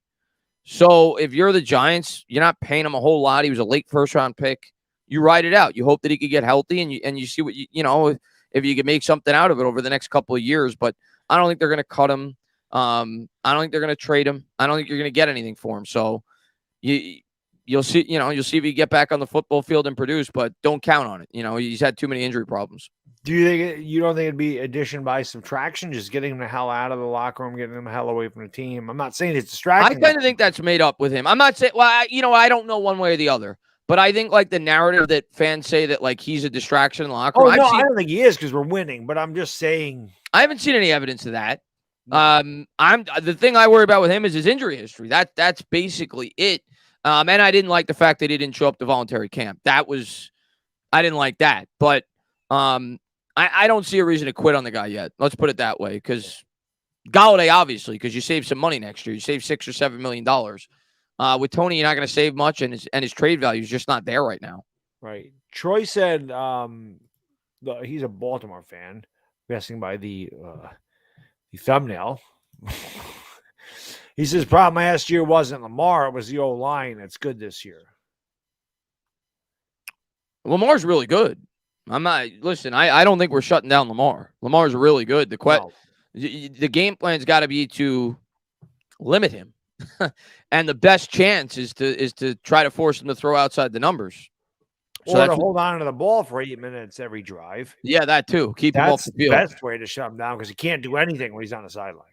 Yeah, not going to be easy. That's what we got to do. I mean, we did it against Green Bay. Like I said, Baltimore average is giving up 5 yards a carry. They're not good in the red zone. They've given up the most passing yards in the league. And yeah, they've played a little bit better here recently. But listen, man, Joe Burrow hasn't had a great season against anybody this year. He hasn't really lit anybody up. He seems to be struggling. Their offensive line is terrible. There's no question about that. But maybe Cincinnati's got a bit of a Super Bowl hangover. The Rams, I mean, they don't look good either. Maybe that's part of a Super Bowl hangover. I don't know. It's been a long time since we've been to a Super Bowl. So I forgot what the hell that's like. That'd be nice, man. But, it's It is what it is. But I feel like, and Burrow's not a runner either. I'm not saying Daniel Jones is a runner, but he's definitely more He's mobile. kind of a runner. Right. He's more mobile than Burrow is. He's not Lamar Jackson, but he can run. And Joe Mixon's a nice running back. I like Joe Mixon. I was a big fan of Mixon when he was in Oklahoma. But he's not Barkley. Yeah. Like the Giants' offensive scheme, I think, is much more, even though it's simple, it's complex with its appearance. And it just, like I said, the Giants' offense seems to be getting better by far. They put up 27 against Green Bay. They had 2 absolutely solid drives in the fourth quarter. They look like a confident team. Yeah. And I like that they're throwing a little wildcat in there and a little razzle dazzle, a little. I don't really like the double reverse near the goal. We got lucky on that play. That. That was a design pass, by the way. It looked like the Jones. That's what I thought. And Bellinger said he's covered. I'm taking it. Yeah, that's what happened. I get concerned when so many people handle the ball near the goal line. Like, you have a better chance of fumbling it when 4 people are handling the thing. That worked. But I think you're going to see, like, Patricia said earlier tonight, they haven't scratched the surface. Like, there's so much more that they're going to do as they get more and more used to it, acclimated to, and everything else. So I think I was gonna put a hot take on Twitter. I didn't do it. I stopped. I ain't putting it on there because I was gonna hot take. I was gonna say Daniel Jones is thrown for 300 in this game. But I was like, he might not get the opportunity. Yeah, I don't think he's gonna. He's going to soon. I think he's gonna have a big game throwing the ball, but I don't think it'll be this week. Yeah, it's coming though. With Saquon, it's coming. Once we get our weapons back, like the Lions, he's probably gonna have a big game. Yeah. Jacksonville maybe has a big game. Like, it's coming. They're gonna open up this offense, but I don't think it's quite ready yet. Yeah. So we're gonna see it. But yeah, I think Jones gonna have one of his best games this week. Well, without a doubt. Hopefully he keeps growing, man. That's what we got to hope for. SB, my friend, thank you for the super chat. Appreciate it. Says, look up Galladay's stats playing with Marvin Jones and then without. I wouldn't know when he played with Marvin Jones and when he didn't. I'm sure Marvin Jones was good, if that's what you're trying to say. I'm sure he was good. Well, it helps when you have 2 good receivers because obviously you can't double team 2 good ones. You can double team 1 really good one. And that's it. So I'd like one good one. Marvin Jones. I remember Marvin Jones used to be on my fantasy team a lot when he played on Cincinnati. I remember that. He was always a middle or late round pick, and I was like, he was good with the Lions. Yeah, he's pretty good. Yeah. So I don't know, man. The wide receiver position is tough because, listen, it's a luxury position, and I know the Giants are 4-1, and this is awesome. But we still don't have the luxury to pay a wide receiver $20 million. We're doing it now with Kenny Galladay. We're going to draft a wide receiver next year. I think so too. I really believe that. I don't think I know a lot of people think we're taking a quarterback. I don't. I think we're taking a wide receiver. Yeah. And my opinion may change in 12 weeks, but right now that's definitely where I'm leaning. It seems that way right now. Yeah, that's definitely where I'm leaning now. Blake, thank you, my friend. Appreciate it. He says, I hear all the DJ Moore talk, but considering we can't afford to give up early picks, what about a guy like Jarvis Landry? Cheap safety valve type wide receiver. Yeah. I mean, Jarvis Landry's best days are probably behind him. I mean, he's not going to cost. I don't know what his contract is. Trade value, he's not going to cost anything. Yeah, he's not doing anything with the Saints right now. Is he really a guy that's going to bust open this offense at this point? I don't think so. So I don't see that. I don't think so. Yeah, I'd rather just keep our draft capital as opposed to trading for a guy like Jarvis Landry. He's not near the wide receiver he wants. Yeah, he's not really a difference maker. No, so it's going to be tough to find a difference maker at wide receiver without giving up something substantial. Yeah, we'll find out. But like I said, I'm happy that at this point in the season we're talking about trading to get people in here as opposed to trading people out of here to get more draft capital. Yeah. That already makes me feel fantastic about how this season's going, that we're like, can we add this guy? Maybe that's why Eagle fans do it, because they're good. Let's add this guy. Let's add that guy. I'm not going to sit here and make all these videos. DK Metcalf's going to be. I should do that tomorrow. I really don't think we're trading for. I don't think we're going to. But I should just make a video just to go, hey, the Giants are interested in DK Metcalf. Yeah. I mean, I'd like to add a receiver, but I don't think it's going to happen. Not a big one. We don't have the money. No, we don't. We have $3 million in cap space. Yeah, I don't think he's going to do it. Not yet. I would not be surprised at all if the right deal comes about in the offseason if we trade for a wide receiver. I wouldn't be surprised at all if that happens. What about the other Carolina receiver, Terrace Marshall? Yeah, I've seen people talk about him too. He's young. I mean, he costs nothing. I mean, he costs nothing. If they'd be open to trading him, maybe. I mean, I don't know what he would be, but I mean, he's 23. He's fast as hell. He costs like $1 million. Yeah, I've seen people bring him up. You know, NY Giants. Thank you, my friend. Appreciate it. Barkley will burst versus Seattle, Houston, Jacksonville, and Detroit. He should run right through Detroit. Oh, Houston too. Yeah. Barkley's going to have a big 4-game stretch there. Yes, you're right. He's going to have a big 4-game stretch there. And I think he's going to have a good game this week, too. I think he's going to be able to run on Baltimore. Yep, no doubt. Calvin, thank you for the super chat, my friend. Appreciate it. The Giants represent everything a qualified coaching staff can do for a team. Congrats, guys. Rooting for that 5-1. Thank you, Calvin. Appreciate it. Calvin's a Cardinals fan. Cardinals fan. Yeah. He's been here for a while. What's the Cardinals record? I don't even know. 2-3? Yeah, I think it's 2-3. Kingsbury could be on the hot seat this year. He could be. I wouldn't be surprised. But as far as our coach, yeah, so far so good, man. I'm in love so far with Dable's brought. Not just him, the entire coaching staff, Kafka, Wink. But yeah, Giants coaching staff so far is definitely passing the test. It is definitely amazing how big of a difference coaching makes. Yeah, huge. A lesser coach ain't taking this squad to a 4-1 start. Especially if Joe Judge was our head coach right now, let's be fair. We don't win the Titans game. No. We don't win the Packers. We don't win the Packers game. We probably don't win the Panthers game. I'd say we'd be 1-4, 2-3 at best. The Bears we would have beaten. I'll give it 2-3 at best, probably 1-4 if Joe Judge was our head coach right now. Yeah. Intel, my friend. Thank you for the super chases. Bad Dog, Lakers need you. Down by 23.5. You trader. It's preseason, isn't it? It is. He's joking around. Oh, okay. The Giants always take precedence over the Lakers, though. Always. That'll always be the case in this channel. However, I know the Lakers didn't play any of their starters tonight. This is their last preseason game. But Intel, have no fear, my friend. There is 75 or so regular season Laker games coming up this year. I'll definitely be live on Tuesday for that Warriors-Lakers game that actually counts. So we'll be back. But, yeah, they're not playing their starters tonight. They're not playing anything, so. But he was joking around. But, yes, definitely be we'll definitely be ready to go on Tuesday for sure. I see DQ asked, what do you think happens with Daniel Jones if we win a playoff game? He's coming back. That's what I think is going to happen. Okay, let me ask you this. He's coming back. We go 11-6. Yeah. We win the wild card game. But still, I'm going to give the Eagles a division. I think they're Yeah. going to win 12 or 13 games. So say we go 11-6. The Eagles go 13-4, whatever. We win the wild card game, and then we lose in the divisional round. Mm-hmm. What does Jones get as far as a contract, though?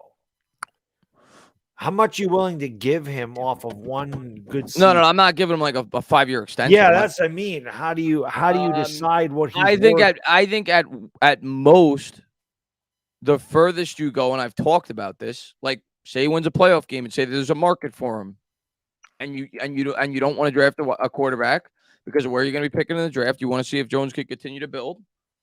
I'm going to pull up the contract right now. When the dollar amount came out, people went bananas. But it's not about the dollar. It's about the guaranteed money. I would do something like this. That if I had to pay him more because he produced at a higher level, this is the contract for me. This is the precedent. It's Derek Carr's contract. It's 3 years, $121 million. So everybody goes bring that up, by the way. What is that? Because everybody goes. I had to bring that up. I don't think because everybody goes crazy because it's $49 million a year. But the only thing that matters is year one. $19.3 million against the cap. The following year is only a $5.5 million dead cap hit. So it's essentially a $25 million commitment. And if he does not continue to excel, you get rid of him. So that's what I do. I give him his contract. I give him what is essentially a 1-year commitment. And if he can continue to produce, that's when I start thinking extension. If he builds off of that. But you bring him back if you make the playoffs and he wins a playoff game. Yep. I see 3 years, $60 million from Bill. I didn't know. I didn't know what somebody else might offer him if he would take a 3-year deal or 4-year deal with the Giants like that. I don't know what he would do. I would imagine he would. I mean, if the Giants offered him a Derek Carr-like contract, I would imagine he would. He's coming back. Yeah. Listen, maybe you should never give up hope. Maybe you should have never given up hope, saying one day Daniel Jones is going to win that Super Bowl. You never know. And they're going to have the America's game of us and our draft reaction. You never know. That would be awesome. Matthew, thank you for super chat. Appreciate it. He says 4-1. Congrats. Sorry we couldn't let you be undefeated. Now, that sucks, but we wouldn't have been undefeated anyway. So somebody had to do the deed. We knew we weren't getting 17-0. Yeah. So, but the Eagles think they're getting 17-0. So let me say this to you, Matthew. Don't let them go undefeated. Okay? I can tell you this. This Giants fan is pulling for you guys on Sunday night. And I hope we beat you guys on Thanksgiving. We get the split. Yeah, I want to ruin your Thanksgiving. I definitely want to ruin your Thanksgiving. I want that turkey to taste like turd key when that game's over. I want you to be sitting there full of food and want to throw up after the Giants beat. I see Steve say, listen, I don't know if there'll be a market for him or not. He says, yeah, but there won't be a market for Jones. If he wins one playoff game, the stink of the previous 3 seasons are still on him. Depends how he looks throughout the rest of the year.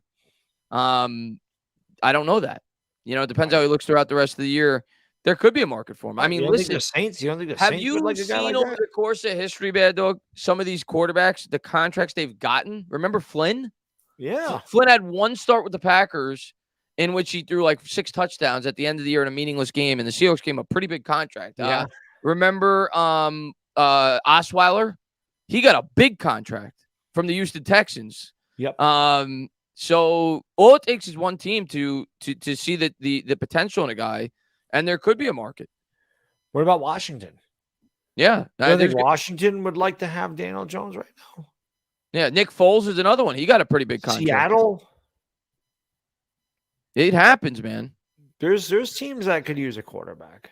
Yeah, there's always teams. If he plays well this year and makes the playoffs, somebody will be willing to give him. I'm not saying they're going to give him $50 million a year. He's not going to get Kyler Murray money. But somebody's going to be willing to give him something.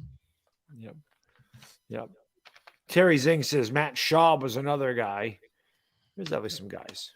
Yeah. Listen, it's hard to get a really good starting quarterback in this league. You draft one, you never know what you're getting. There's been a lot of busts that have come out of the draft. So you don't know. But I think that. What about Atlanta? You don't think Atlanta could use a quarterback? The Colts. So he'd have a market.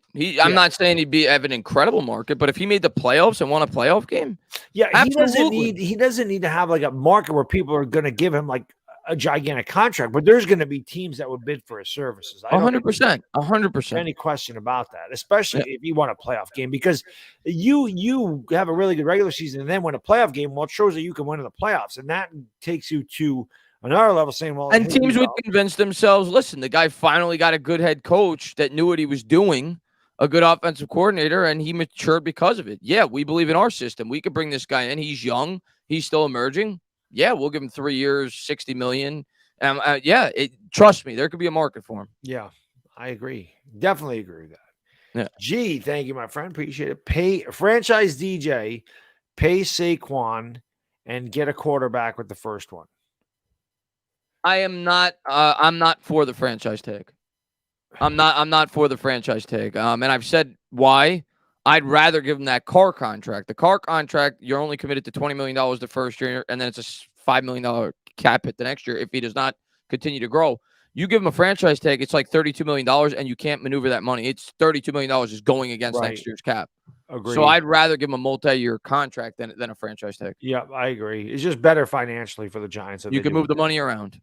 But I would not want to franchise Daniel Jones and then draft a quarterback, because what are you telling Daniel Jones? No, that's not happening. Yeah, I wouldn't. I wouldn't want to do that. You're not going to commit $33 million to Jones next year and then draft the first round quarterback. Right. That's not happening. Yeah, I can't. If you're drafting a quarterback, you're moving on from Jones. Correct. You're not bringing him back. There's no reason to keep Daniel Jones and draft the quarterback. If you're drafting the quarterback, Tyrod Taylor is going to be your guy until that rookie's ready to take the reins. Yeah, that's week 1 or week 10. Yeah.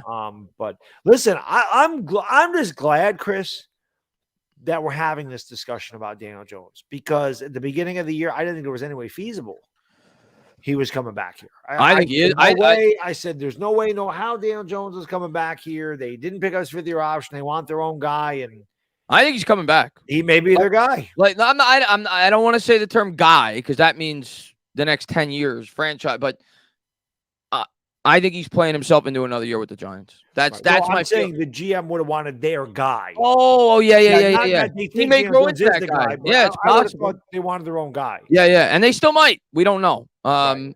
But I'm glad we're having this discussion because we could be having a discussion. Daniel Jones is gone. Daniel Jones is gone. I see the Tyrod Taylor stuff has stopped.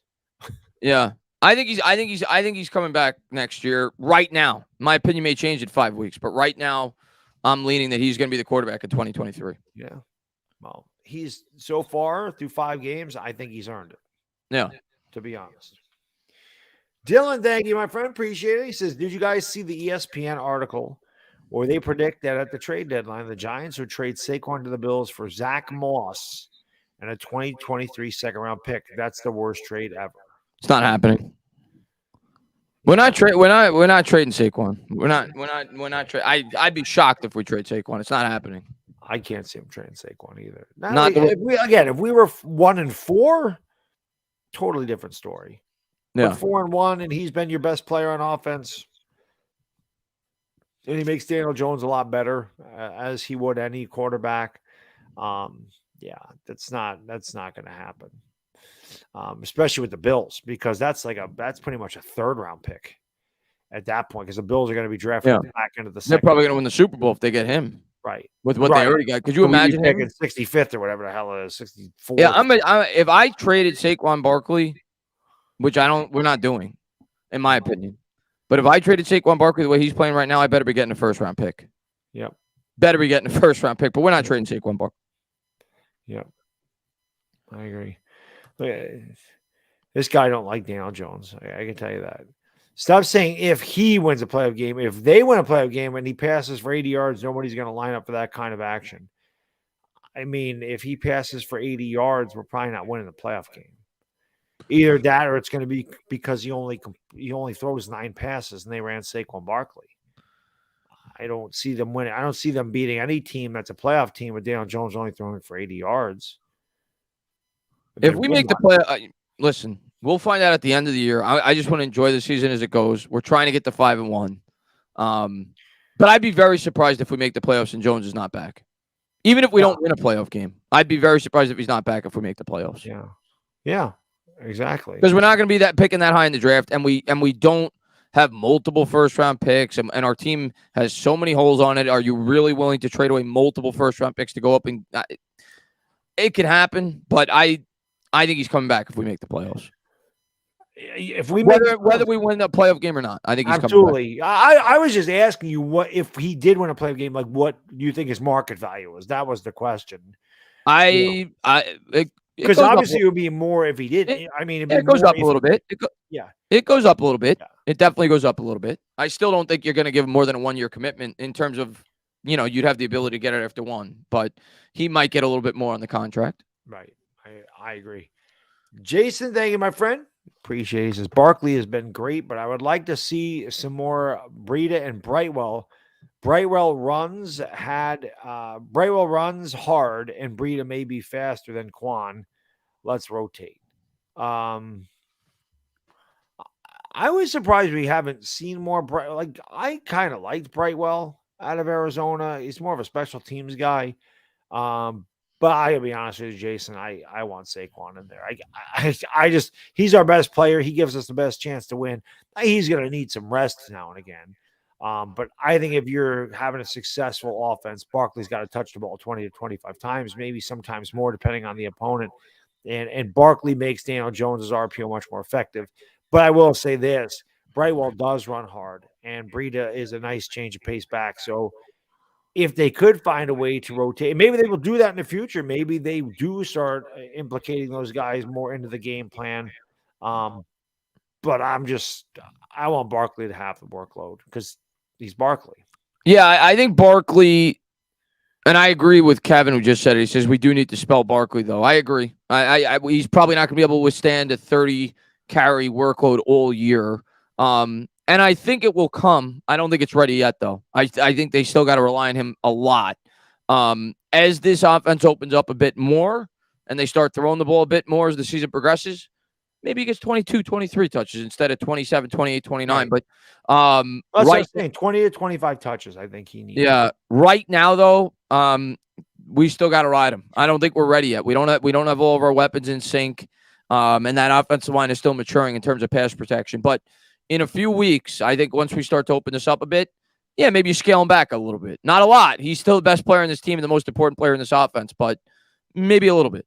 Yeah, and I said implicate. I meant incorporate. It's just what happens when it gets late and been streaming for 3.5 hours, whatever the hell it's been, 4 hours. Yeah. Doing good. I get to sleep, though, so it's okay. I can sleep tonight, which is nice. Blake, thank you, my friend. Appreciate it. Would you rather trade for a wide receiver or a cornerback? Wide receiver. Definitely wide receiver, because I think our defense is still ahead of the offense. And I can't imagine what our offense could be if Daniel Jones did have a reliable number one. It would be pretty amazing. Yeah, if I'm adding a piece at the deadline, if I'm gonna make a trade, it's a wide receiver, because you got to see what Jones can be. You got to see what this offense could grow into. That's the most important thing, at least for me, in the immediate future. Whether it's Jones or whether it's somebody else at the quarterback position, is setting those guys up as well as you possibly can.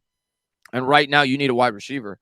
I think that's by far our biggest need, and a center. I think we need to address that in the offseason too. But yeah, if we're making a trade at the deadline, let it be a wide receiver.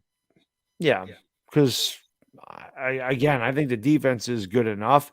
We haven't seen a healthy offense either, for that matter. But I'm just waiting to see Aziz, KT, Kayvon Thibodeau, Leonard Williams, and Dexter Lawrence on the field at the same time. That'll be a pretty damn good 4 out of the front 7.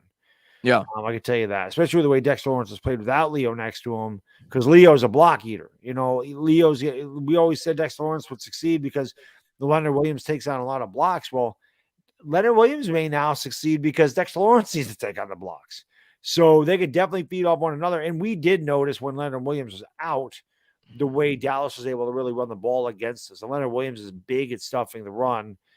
Those two guys in the middle of that, defensive line, it's going to make a big difference. I don't know how much Leonard Williams is going to play this week. Again, I don't think he'll play a full workload, maybe half the snaps, but it'll be good to have Leonard Williams back out there, without a doubt. It'll certainly help the run defense. For sure. No question. Talik, thank you, my friend. Appreciate it. He says, unless Kadarius Toney comes back and it's a miracle 1,000-yard season, he's out of here next year. Like both hamstrings? You can't be serious. He's made of wet tissue paper. So is Joe Judge's playbook, as we saw. I really don't think he is, though, Talik. And I understand where fans are coming from and the frustration, and he may not be here much longer, but we're just going to cut the guy? I don't think that's going to happen. And he doesn't cost a whole lot, and he's got no trade value. So I would expect him back in a Giants uniform next year. Yeah. We'll see. We will see. Let's get 400 likes, guys and girls. I know we can do it. We got 653 in here. You guys and girls are the best. We got 351 likes. Smash the like. That helps out the stream. Hit the subscribe, ring the bell. Make sure you subscribe to the channel, ring the bell. A lot of Giants content coming. More importantly, subscribe to this man over here, the Entertainment Talking Sports. If you haven't subscribed to him, I don't know where you've been. But we do this show every week, alternate channels. We call the ball games together every week as well. And we also alternate channels for that. So we'll be on Chris's channel Sunday. He said around 12:30 or so for the 1 o'clock games. Make sure you go into the description. It's the first thing down there. Link to his channel. Subscribe. Come hang out with us on Sunday, because we're going to try to go 5-1. Chris is not taking your call. Dave Gettleman, you are no longer with the Giants. Dave. Some of your pictures starting to pan out, but you're still not allowed back as the general manager. Right. Sorry, Dave, if you're watching. And who the hell's calling 11:30 at night? It's Dave Gettleman. That's what I'm saying. He just woke up from his nap. He don't know what time it is. He thinks it's 11:30 in the morning. He's in Cape Cod. He don't know. Cape Cod. And my Giants say you rather bring up Pimpleton or Polk, can't hurt. Yeah, it's not going to help much, but Right. Right now we're thin. I think Slayton and Wan'Dale Robinson, those are the two guys that are going to feature once Wan'Dale's 100% ready to go, and I think those are going to be the two main receivers for the rest of the year, along with obviously Barkley coming out of the backfield as a pass threat, and they're going to rely on a lot of two tight end sets like they've been doing. They're going to rely on the run game, and hopefully it starts to open up a bit, and Jones will continue to use his legs throughout the year. But don't expect the knight in shining armor at the wide receiver position this year. No, it's not going to happen. No, we Richie James has done a damn good job. Hopefully, Kadarius Toney, but I'm not banking on it. Or Kenny Galladay, it'd be nice. I'm definitely not banking on that. Yeah, I don't know what to say. Blake, thank you, my friend. Appreciate it. Says, I know you said you think we will draft wide receiver, but what about Ridley with the Alabama connection with Dable? I don't know. Is he ever? I don't know if that would be a trade or if he's a free agent next year. Let me see.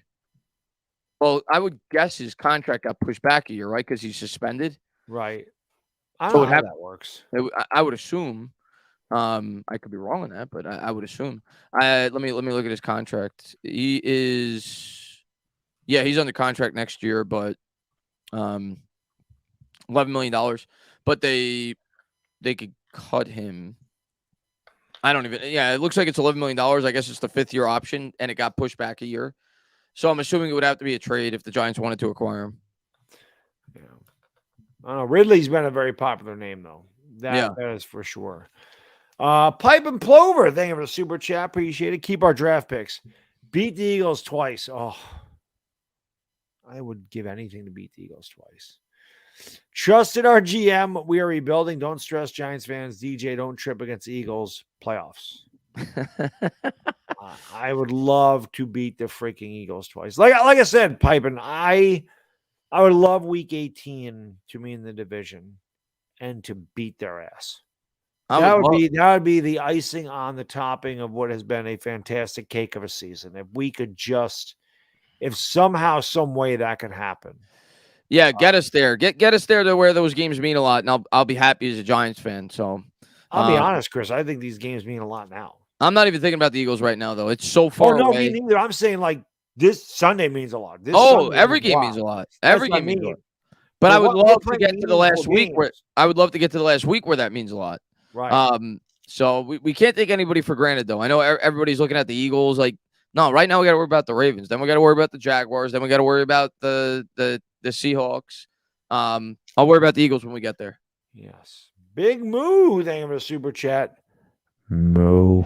He says, I turn the TV volume down for games. Just need you to. Appreciate it, Big Moo. Always appreciate that, man. Always appreciate you guys and girls hanging out with us, which is freaking awesome. So a purple cow, huh? That's good. Yeah, purple cow. It's grape milk. There you go. There's a such thing.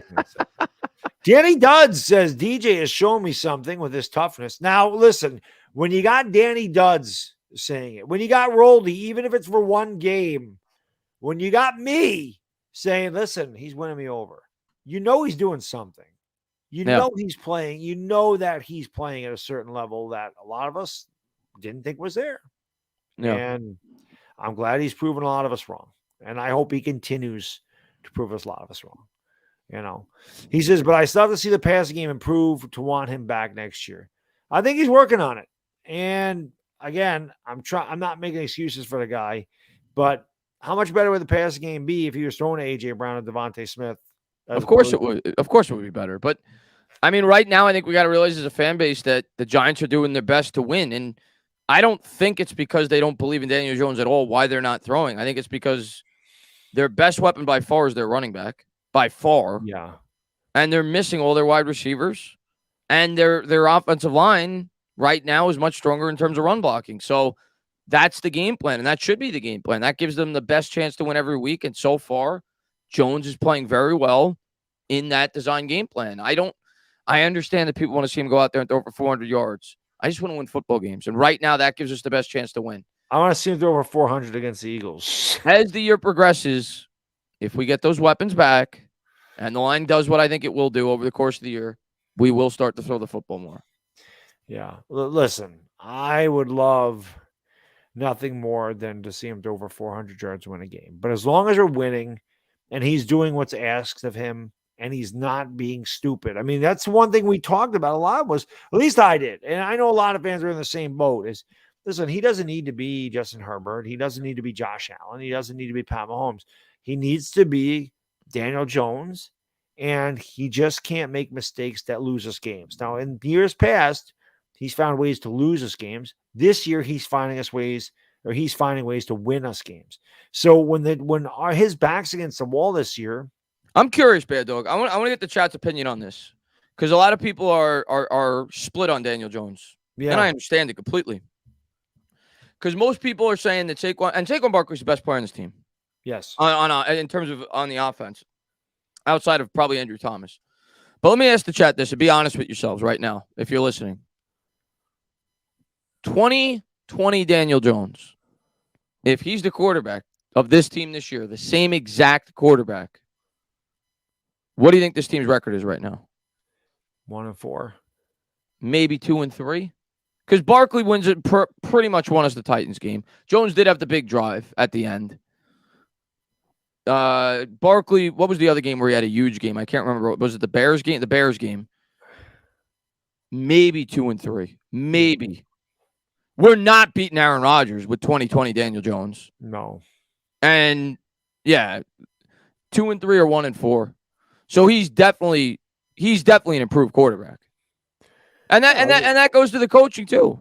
Yeah, that's what I'm saying. His instincts are better. Are they still as good as some other quarterbacks? No, I'm not sitting there trying to tell you that I think Daniel Jones is a top 10 quarterback. No, he's not. But you'd be foolish to say that he's down at the bottom where he usually is. I think Daniel Jones is now a top 20 quarterback, and I think he's, as they would say, the power rankings or whatever, like he's improving each week. So he's moving, he's trending upwards. Going into the year, I would have said Daniel Jones is probably around wherever they ranked him, 25th, 26th. But I definitely think that, I mean, he's better than Carson Wentz. Well, you know what? He's better than Justin Fields. This would be fun. He's better than Russell Wilson this year. Let's look at it right now. Let's quickly go team by team. Where we would rank him right now. Bills, no. Josh Allen's ahead of him. Yeah. I'm putting him above Zach Wilson right now. Absolutely. That's one. Tua Tagovailoa. Healthy Tua, I got to go Tua. He's look ridiculous. But in fairness, he does have incredible weapons. But I'll give you Tua. I'm putting him above Mac Jones. He's better than Mac Jones. I'm putting him above Mac Jones. That's two. Lamar Jackson's above him. Yes. When Watson plays, he's above him. He's not playing right now, but I'm going to include him in this. Yes. Joe Burrow's above him. Yes. Kenny Pickett is not. No. That's three quarterbacks. What about Tannehill now? This isn't Tannehill from 3 years ago. This Tannehill. Daniel Jones is better than Tannehill. I think I agree with you. That's four. This Matt Ryan. Daniel Jones is better than this Matt Ryan. That's five. I'm going to put Trevor Lawrence above him. Yeah, I would too. I think Trevor Lawrence is trending up. Houston, I put him above Davis Mills. He's better than Davis Mills. I like Davis Mills, but Daniel Jones is better there. That's six. Mahomes is above him. Herbert's above him. Yes. Wilson? No, Daniel Jones is better than Russell Wilson. Russell Wilson does not look good. No, Daniel Jones is better. So is that 7 or 8 that we've had? 7? 8? I don't even know. I forget. We'll say 7. We'll say 7. Carr, I'll still slightly put Carr above. Yeah, I think he's like a little less than Carr. I could see him being on that level by year's end, but I'll still put him. You got to put Hurts above him right now. Yes. I'll put Dak's above him still. Yes. He's above Wentz. He's way better than Wentz. That's 8. Anybody watch that game? And stat heads will just look at the stats. They'll say, well, Wentz has 10 touchdowns. No. He's above Wentz. Wentz is bad. He has 10 touchdowns because they've been behind every game. Yeah. I'm putting Cousins above him. I know people don't like Cousins, but Cousins is still a good quarterback. He goes to the playoffs every year. He might pass Cousins, but right now I still got to put Cousins above him. Yeah. Rodgers still above him. Yes. He's above Fields. Definitely better than Fields. That's 9. I think he's above Goff. I don't care what Goff's stats are. Goff's been playing a lot of catch-up ball in Detroit. I would definitely take Daniel Jones over Jared Goff. That's 10. Tampa Bay Bucks. Brady's still got to go with Brady. Yeah. Who are you taking, Winston or Jones? I'm taking Jones over Winston. That's 11. I'm taking him over Mariota with Atlanta. Definitely. I'm taking him over Baker Mayfield with Carolina. Absolutely. That's 13. Jimmy Garoppolo. That's tough. I'll go Jimmy G. He's still I was gonna say he's a winner. He's a winner. I'd probably lean Garoppolo. You're still going Stafford above him? Yes. Okay. Kyler Murray above him?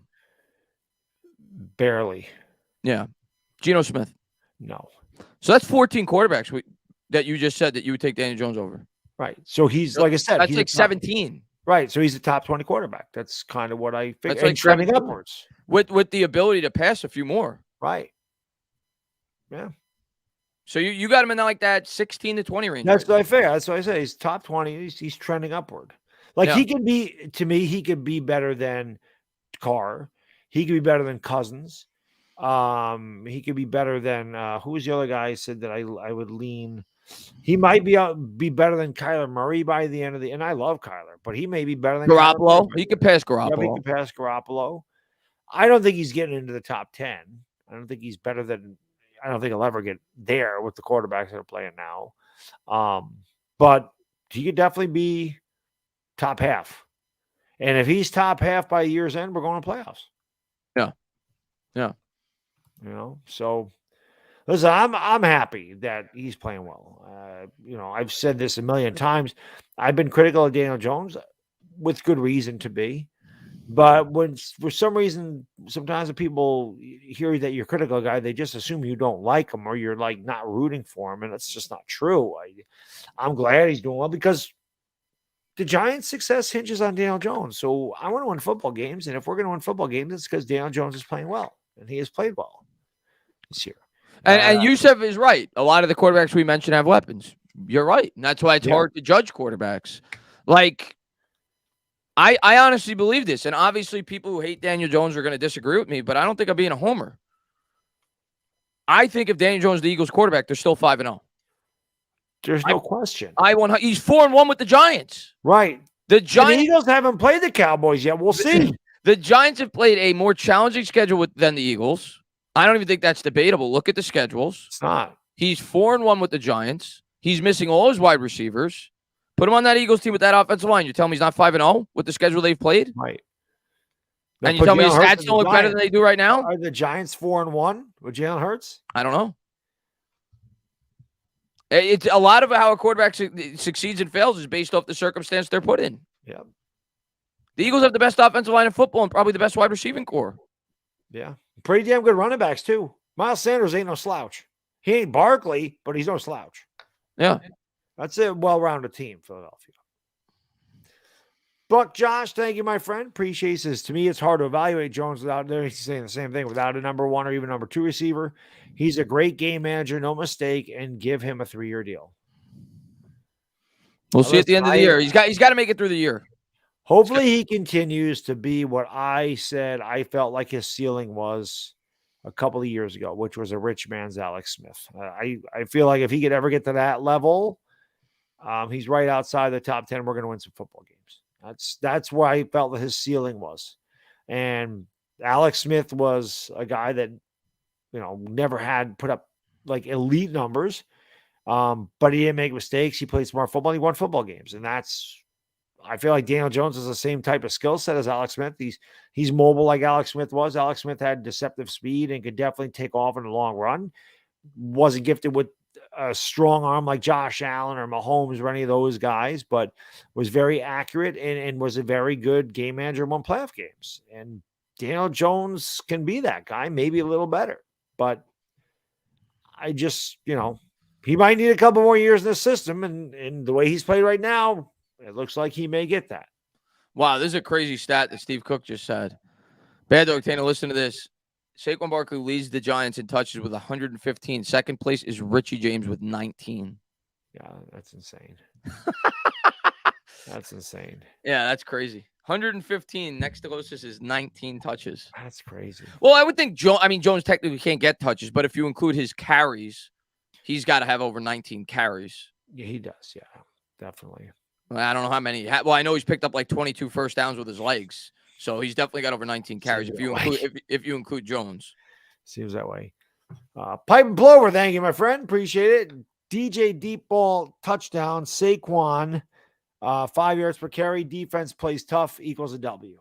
I hope so, man. I would love it. I think Saquon's gonna have a good game. I do. I think he's gonna have a very good game on Sunday. I'll tell you that right now. I feel like the Giants are gonna have a good game on Sunday. Yeah. I feel like they're gonna win. I really do. I hope, man. I hope you're right, really man. do. I really feel like they can beat Baltimore. I think they got a shot. It's all about stopping Lamar Jackson, man. If we can stop him, we're winning this game. To me, it all hinges on that guy. If we can contain him, and again, you're not shutting him down completely. He's going to have one of those runs where he goes for 30 yards, okay? But we can't let it become a habit. You got to squeeze him in the pocket the best you can and make that guy, like you said, Chris, throw outside the numbers. Wink, if anybody can figure out how to do that, it's Wink Martindale. And they got to find a way to take away Mark Andrews. Yeah. I mean, that's the best way to, and we have to stay on the field a long time. Baltimore gives up a lot of yards in the air. They give up 5 yards to carry. There's no reason to believe that we can't do the same thing to Baltimore that we did to Green Bay. So this is also in our home stadium. Wink wants the fans to be crazy. When you're 4-1, you go in with that energy. You go in with that energy. When you go into a stadium 1-4, you really don't have the same energy. When you walk into a stadium rooting for 1-4 teams, you do a 4-1 team, especially coming off the big win in London. I don't think Wink Martindale needs to tell the fans to get excited. That place has been crazy this year, and winning will do that. Winning gives fans, builds excitement. And we'll see. I'm excited. I'll tell you that right now. Yeah, I'm excited. It's fun. I listen, man. I've been saying it for 5 years. Just wait till we're good. Well, now it's fun. I mean, not that it wasn't anyway. But now it's fun that we're talking about, hey, we can really win this game against teams like Baltimore. Yeah, I saw somebody in the chat say you're drinking the Kool-Aid on Jones. Goff is definitely better. I just don't think he is. I think a lot of people look at the stats, and his stats are better. But I ask myself, are we a 4-1 football team if Jared Goff is our quarterback right now? And I don't know if we are. Jared Goff won, 7 or 8 games with that loaded Rams team? Yeah. Like, I feel like his stats are misleading. He's on a team that is giving up 50 points a game, it seems. So he's constantly they got shut out this week, and the Patriots beat them 29-0. I just think his stats, you can't always go by stats. Jones is playing within the framework of the game plan. I don't think I'm taking Goff above Daniel Jones. And the Lions are playing from behind a lot, so they're obviously going to get a lot more passing yards. Yeah. I mean, Chris, maybe you can look it up. I mean, look at the passing attempts between Goff and Jones. I bet you Goff, when they played 5 games apiece, I bet you Goff is got 50 more pass attempts, 60 more pass attempts. Yeah. In those 5 games, at least. Yeah. I mean, they're playing from behind too a lot, and they're not. That's what I'm saying. That's what I'm saying. So he's throwing the ball a lot more than Daniel Jones. Yeah, he's got 11 touchdowns, 4 picks. Good stats, 92 QB rating. He has 186 attempts already this year. Daniel Jones has 111 attempts. No, I'm sorry. 132 attempts. So he's, about 50 more throws. Yeah, that's kind of what I figured. Yeah. That's kind of what I figured. And listen, if Daniel Jones, if we didn't have Saquon Barkley, Daniel Jones would probably have more touchdowns. But when you get inside the 5, give the ball to Barkley. They run the ball. There's no reason to take chances down there when you have Saquon Barkley. I'm sitting there, man. I would love Daniel Jones to have 12 touchdowns. But when we're on the 2, I'm not sitting there going, Jones, throw it. I'm saying, hand that shit to Barkley 4 straight times. Of course. I don't care who the quarterback is. If you got Saquon Barkley, you ride him. Right. So he's the best weapon in football. Yeah. I don't know. But I'm not taking anything away from Jared Goff. I like Daniel Jones better. Maybe I haven't watched enough of Jared Goff with Detroit. I know he had a terrible year last year. And like Chris said, I know he didn't have really good stats with the Rams or he wouldn't have ever been traded. So, well, the Rams went from I could be wrong. Maybe they won a Super Bowl with Matt Stafford. Yeah, they won a Super Bowl after they traded him. Right. So, I don't know. The Rams have a great situation. The Lions are 1-4. Yeah. So I'd rather be 4-1 with Jones than 1-4 and have better statistics. Well, and ask yourself this, Baddog. Are the Giants that much more talented than the Lions? No, probably not. Maybe defensively we Well, are. defensively they are, but offensively they have a lot more talent than we do. I think so. A lot more talent than we do. The Lions have one of the best offensive lines in football. Yeah. And that has a lot to do with why Goff's had good stats too. They have a great offensive line. Of course. Yeah. Blake, thank you for super chat. Appreciate it. Also, a reminder, Alex Smith didn't reach his top level play till his 5th season. I see many similarities in both. Right. And what did he get? He got Shanahan. You got Harbaugh. Or Harbaugh, I'm sorry. And then he got Andy Reid. And then he got Andy Reid. Yeah. That'll definitely help anybody. So yeah, this is what it was, and people told me that. Listen, those people that said it's the coaching staff, Daniel, think about Alex and Chris, you might have even mentioned it before that Alex Smith was in a crappy situation and he was on his way out and then he got Harbaugh and things changed. It could be a very similar situation to Daniel Jones where he was in a crappy situation, still not in the best situation. Alex Smith's situation was eerily similar to Daniel Jones. Right. I think he went through like 6 offensive coordinators in like his first 7 years, like something crazy like that. Yeah. Like eerily similar to Daniel Jones. And then, like you said, he got put in a good situation and he started winning football games. He went to an NFC Championship game with the Niners and had a lot of success with the Chiefs. Right. So that was always the guy that if people compared Daniel Jones to Ryan Tannehill, I compared him to Alex Smith. That's where I thought he could be. So it is interesting that looks like their careers are eerily similar in the way it took them a while to develop. Obviously, they're both extremely high draft picks. Alex Smith went number 1 overall. Daniel Jones went number 6, and both of them struggled and looked like complete busts until. The other thing I'll say about Alex Smith, I'm just looking at his numbers now. Early on in his career, he had injury troubles. He his rookie year was probably because he was a rookie. He played 9 games. Then he played 16. Then he only played 7 because injuries his 3rd year, and then he missed an entire season in 2008. And then and he only had 10 starts in 9. He only had 10 starts in 10. And then he started staying on the football field, 16, 15, 15, 16, 15. But it was really that year. People look at the record. He was 2-5, 7-9, 2-5, 5-5, 3-7. Then he got Harbaugh. He went 13-3, 6-2-1, 11-4, 8-7, 11-5, 11-4, 9-6. So he didn't start winning football games until his 6th year in the league. Right. And you look at his touchdown to interception ratio, 1-11, 16-16, 2-4, 18-12, 14-10, and then that 6th year, 17-5, made a Pro Bowl, and then the rest is history. He started becoming a good quarterback. Yep. So it is funny how their career arc could be exactly the same now. Hopefully, Daniel Jones starts going to the playoffs. That'd be pretty sweet. Yeah. Hopefully a little bit more. Hopefully, like I said, the rich man's Alex Smith wins a Super Bowl. Yeah. That'd be the best thing that that'd ever be happened. Great. But I'm just excited, winning football games, 4-1, confident that we can beat Baltimore. It doesn't mean we will, but I'm confident that we can. And I think, like I said before, more importantly, the Giants are confident that they can beat this team. That's why I kept saying winning builds culture, man. The Giants would always find ways to lose, and you get into that situation where you're used to losing and something goes against you, and I go, here we go again. Here we go again. Find a way to lose. Here we go again. When it's the opposite and you get down, we've been here before. We got this. We can come back. Yeah. We've been here before. You battle know how to do this. Yeah. It makes a massive difference. That's why I said, on Pat's, the stream we were on previous, that Brian Daboll set the tone by going for 2 points early on. Even if the Giants would have lost, I think it would have totally done so much for the morale of that locker room that he had the balls to go for it and believe that they could do it. The fact that they did do it has certainly paid massive dividends and set the tone for the entire year that, hey, I believe in you guys, even if nobody else does. I know how good we are as a team. I have confidence in you, and no matter what I call, you're going to go out there and execute it, and we're going to win this game. And listen, we were up 13-6 on Dallas in the 3rd quarter. So they ended up beating us in the head with the running game, but we had a chance to win that too. Dallas did not blow us out of the building. Yeah.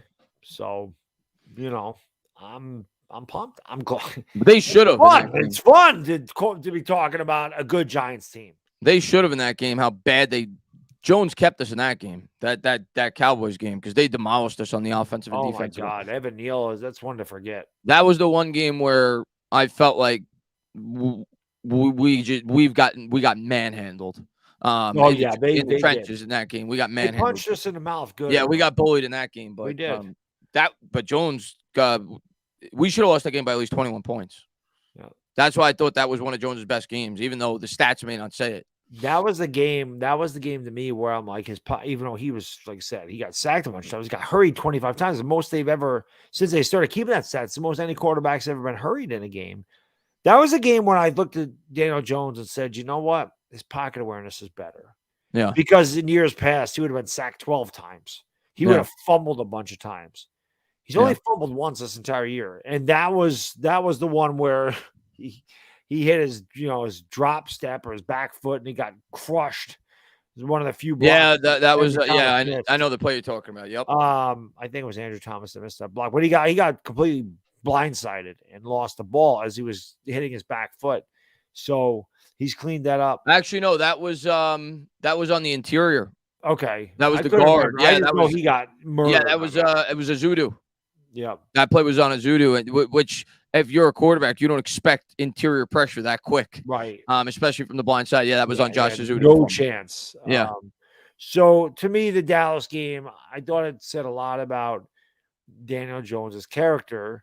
And I don't know if that was the game that I said, maybe it was against the Bears when I said he was winning me over, but the Dallas game went a long ways, of me turning changing my opinion about Daniel Jones and how he started to grow on me, because I just thought that was a heroic effort. Like Chris said, we lost the game and he didn't put up great stats, but watching the way the guy had no chance. He had no chance.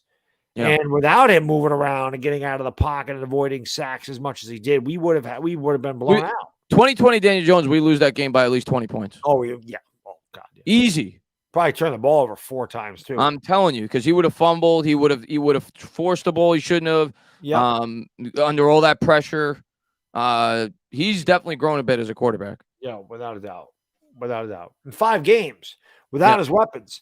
So you look forward to the prospects of getting his weapons back and getting more acclimated to play calling and the team getting better and growing as a team going forward against an easier schedule. Yeah. So, like I said, I think Daniel Jones' stock is rising without a doubt. Grim, thank you, my friend. Really appreciate it. He says Jones has been better, but this isn't sustainable. They're maximizing Jones' skill set, which is good, but they aren't asking him to make full field reads because that's where he struggles. It's limiting. Grim, you might be right. My honest opinion in terms of the full field read, I don't think they feel he has a lot of time to make the full field reads, and I think it's about getting the ball out as quick as possible to these guys, getting them out in open space. I think that's the overall game plan right now. They don't feel like they could pass protect very long. But I actually thought last week he did a pretty good job at scanning the field. Yeah. I thought it was one of his better games where I saw him scan the field. And the offensive line actually did a pretty good job holding up, but I expect them to try to get the ball out quick. Because right now their offensive line's not very good. Well, the other thing I'll say is that is a coach's job to get the most out of your quarterback's strengths. It also doesn't mean that down the line, when he does get his weapons back, that they won't start taking deeper shots. But we'll see. Maybe that's in the works. Maybe down the line, maybe after the bye, they start opening it up a little bit more. Who knows? I think it's coming. Coming. That's what's going to be fun about this team and the way they're coached are they going to let Daniel Jones open it up? We still got 12 games to play. Or I think they're going to let him up let him open it up when they feel like they're ready. Yeah. And it's not really Jones where I think they're worried. I think it's more the line. Right. And the weapons, the guys that they feel like could get open down the field. But when they feel they're ready, I think they're going to let him open it up. Lexo, thank you, my friend. Appreciate it. Why did they just put Toney on IR? Because I think they thought he was getting close. They were hoping he'd be able to play. Right. They thought he was getting close, and then he hurt his other hamstring. Because when you put him on IR, he has to sit for at least 4 weeks. Like, it's guaranteed, right? Yeah. So I feel, they were probably hoping he'd be able to play with quicker than the 4 weeks. Obviously, it didn't happen. Yeah, unfortunately, it did not. Diddle lick. Get a lick. It's a good one. Thank you, my friend. Appreciate it. DJ definitely improved on not fumbling. Without a doubt. Without a doubt. Now, he threw one bad interception this year. I think he's still, if I'm not mistaken, I think he's still the most pressured quarterback in football. Oh, he probably, I mean, think Dallas I saw team that alone, stat. he'd be the most pressured quarterback in football. I could be wrong on that, but I thought I saw that he's still the most pressured quarterback in football. I could be wrong on that, but I think I read that. And like we were saying earlier, he doesn't have near the pass attempts that a lot of these guys have. No, because the Giants, listen, again, I'm not going to compare him to the 1990 Giants because the 1990 Giants won a Super Bowl, and I don't think this team is close to winning a Super Bowl. I'm looking at the stats right here. In terms of quarterback hurries, he's been the fourth most hurried quarterback. The only three above him are Pat Mahomes, Kyler Murray, and Aaron Rodgers. That's insane. Those are like three of the best quarterbacks in the league. Yeah, but it's because look at the pass attempts. Mahomes has thrown 189 times. Jones has only thrown 132, and yet he's only had 6 less hurries.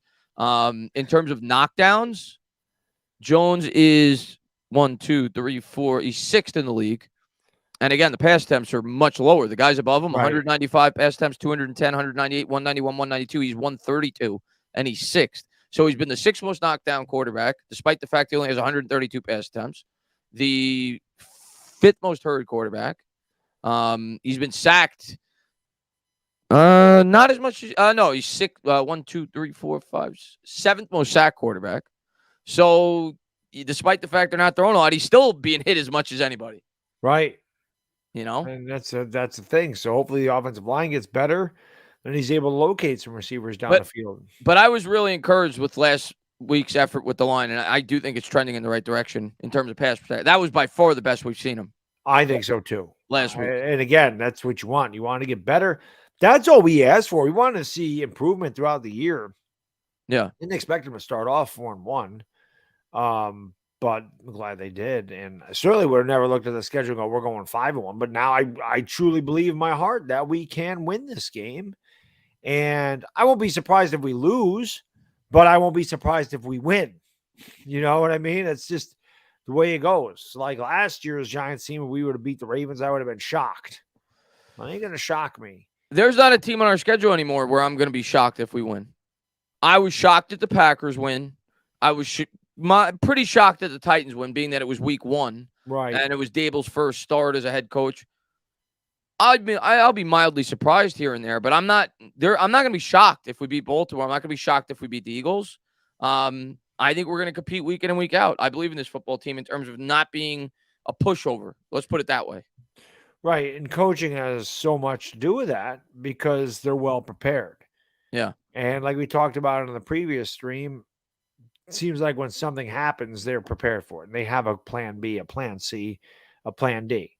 They had a plan when both of the quarterbacks went out. Well, Patricia Traynor brought up a really good point, and I think she said she got confirmation from Kafka that it was true. Last week, she said that they intentionally didn't run Daniel Jones in the first half, knowing full well that he was fully capable of running. And I think he only had 1 rushing attempt in the first half, and then he ran a ton in the second half. I think he had 10 carries for the game, so he had 9 carries in the second half.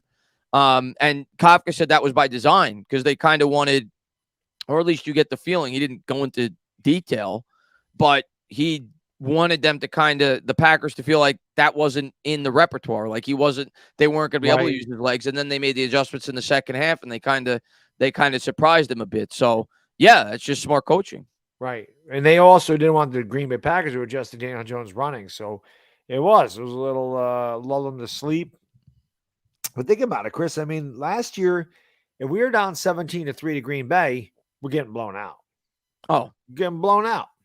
And even me, during that game, during that stream, I'm sitting there saying, we're not out of this game. We just need a touchdown before we go into the locker room. We just did 1 touchdown back in the game. We get the ball to start the second half. Now, Green Bay did go down and score a field goal. It was 20-10. But then we come right back out. We get a touchdown or a field goal. And then, we end up having 2 really good drives and we end up taking the lead. 27 points is the most we've scored all year. And, Green Bay's defense, I think, is ranked 11th in the league. It's not like it's a bad defense. It's not an elite defense, but it's not a bad defense. Do you know how many times we scored No, they have a good defense. They had the best third That's down. what I'm saying. They have like the 11th ranked defense overall. They're a good defense. They had the best third down defense in football going into that game. You know how many times Daniel Jones won a football game where he was trailing at halftime in his entire career before this year? 2 times. Two times his entire career. This year he's already won 2 when he's trailing at halftime. And both games he was down by 10 points in both those games. So we lose those games with the old Daniel Jones. So right out of the gate, that's 2-3. We're not winning those 2 games with the old Daniel Jones between the Titans and the Packers. So someone said the Packers defense sucks. You better check the stats, my friend. Packers defense does not suck. It's right around the top. It's right around top 10 in the league of overall defense. They're right up there. They're not. I know for a fact that teams were only converting 23% of the time against them on third down, which was by far the best. The Giants were actually second going into that game at 30%. Yeah. So their defense doesn't suck. Yeah. Definitely an above average defense. It's not the Bills defense, but they're an above average defense. Right now, their defense is ranked 13th in terms of points against and 9th in terms of yards against. So they're 9th overall is what that is. In terms of yards against. That's how they rank defenses. Yeah. And and they haven't played pushovers. They've played, the Lions have a really good offense. They played them. They had the best ranked offense going in the league going into, they played the Niners. They're a good team. Oh no, I'm sorry. I'm looking at the wrong year. I'm looking at 2021. My mistake. Let's look at this year. They're even better. They're 5th in terms of yards against this year. Okay, so they're top 5 defense. They're 5th in yards against. They are against the pass. They are. Where are they? They've given up they're the 2nd ranked passing defense in all of football. They've only given up 885 yards through the air in 5 games. Yep. You look at the teams they've played. Minnesota put up 269 against them week 1, 48 yards for the Bears, 251 for the Bucks, 104 for the Patriots, and Danny Jones had 213 last week. And going into that game, they had only surrendered 10 first downs on third down all year and 42 attempts. Jones was 6 of 10 on third down. Yeah. So yeah, their defense does not suck. Definitely doesn't suck. Definitely doesn't suck. So yeah, I don't know, but I'm looking forward to this game Sunday. I can't freaking wait. Friday's here, so that always makes Sunday get here fast. Because Saturdays fly by. But man, I tell you, Chris, I'm not just excited for the future, man. I'm excited for this season. Now I'm excited every game we play. I feel like we have a chance, and it's a good feeling because I haven't felt it in years. With my heart, I always wanted to say I felt like we can win, but with my head, I knew better. And this year, with my heart and my head, I feel like we have a chance to win every football game. I am picking us to win this game. I know not many other people are going to, but I really do. I feel like we can win this game 24-21. I feel like we can go toe-to-toe with these guys. I feel like Wink Martindale has an advantage against Lamar Jackson. Again, our guys got to execute, but I think Wink will come up with a game plan that, emphasizes Lamar Jackson's weaknesses and finds a way to expose those. And at the same time, I think the Giants are going to do what they did against Green Bay, and that's a heavy dose of Daniel Jones and Saquon Barkley on the ground, and Daniel Jones needs to make the throws that he needs to make. This is different. This is the difference for this year's team and previous year's teams. Down 3, 2 minutes, game on the line. You feel a lot more confident. Oh God, yeah. With Daniel Jones as your quarterback than the previous. I'm not saying nearly as confident as with Eli. No, who was the king in those spots. Especially over the first half of his career. But you feel a lot more confident. Like if we have the ball with 2 minutes left, down 3 points on our own 25 this week, in the backyard, you're gonna be like, yeah, we got a chance. Where in prior years you would have said he's gonna do something to screw this up. Even against Dallas, when we were down 23-16. We had no timeouts. I still felt like we had a chance. Like I feel like the game was completely over.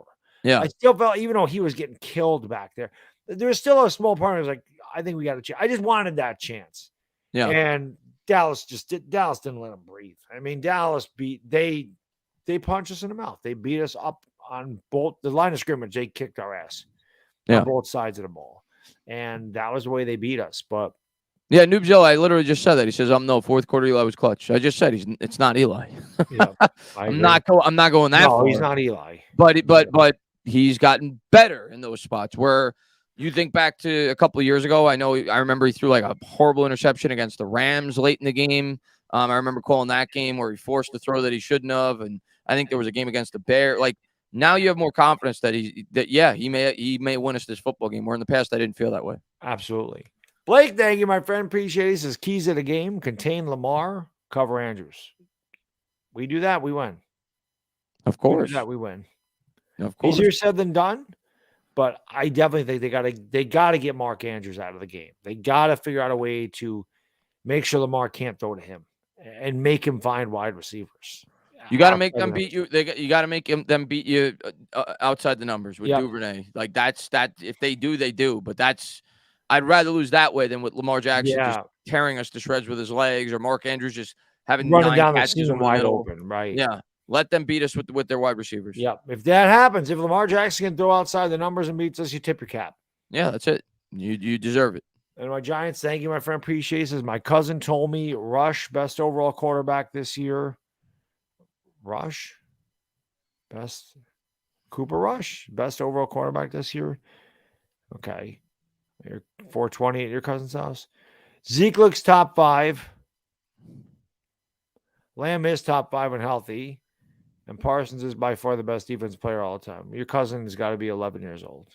Or he's on drugs. Right. Or he's trolling you. I mean, I could say the only thing that's even close to being true is Lamb is top 5 and healthy.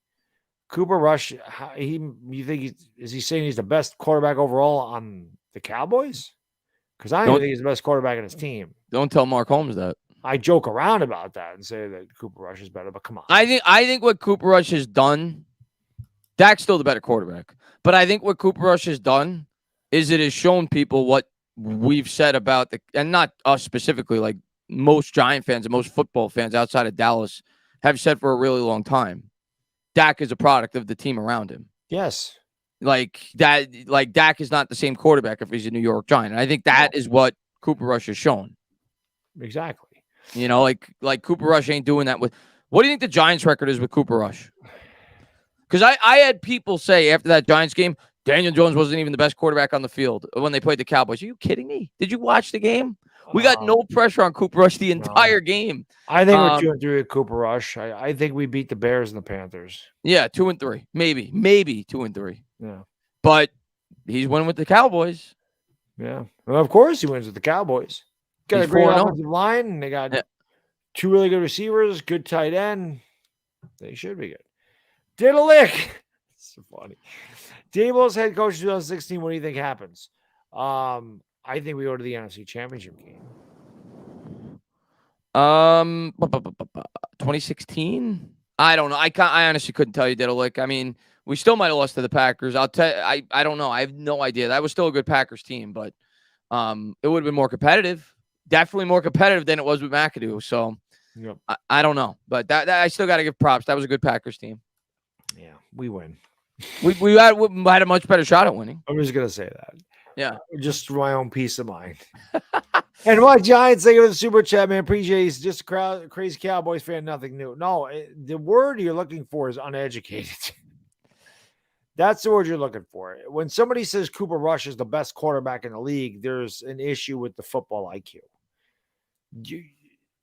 There's no way. Cooper Rush didn't even make our team as a backup. Right. Sorry. I think it was Mike Glennon beat him out. Yeah. Or was it the year before? Who's the backup? It was Colt McCoy. Colt McCoy beat him out. Right. Couldn't even make it as a backup. Yeah. That was but he's winning games there. So I think it's showing you that Dak has never been a guy that could carry a football team. He's been a guy that was, and that's not a bad thing. That's a compliment to Dallas. Right. Dak is like Triple H. People overrate Triple H as being a great wrestler. Triple H was never the main event guy. Triple H was the guy in the ring with the main event guy. That's kind of like Dak Prescott. He's not the main event guy, but he's in there with the main event guy. Yeah. You know what I mean? That's Dak. So good quarterback, very good quarterback. Top 10 probably, right around top 10, maybe inside the top 10, maybe 9th, 10th, somewhere in there. But yeah, if he's a Giant, he ain't top 10. Top 10. No. He's not a top 10 guy.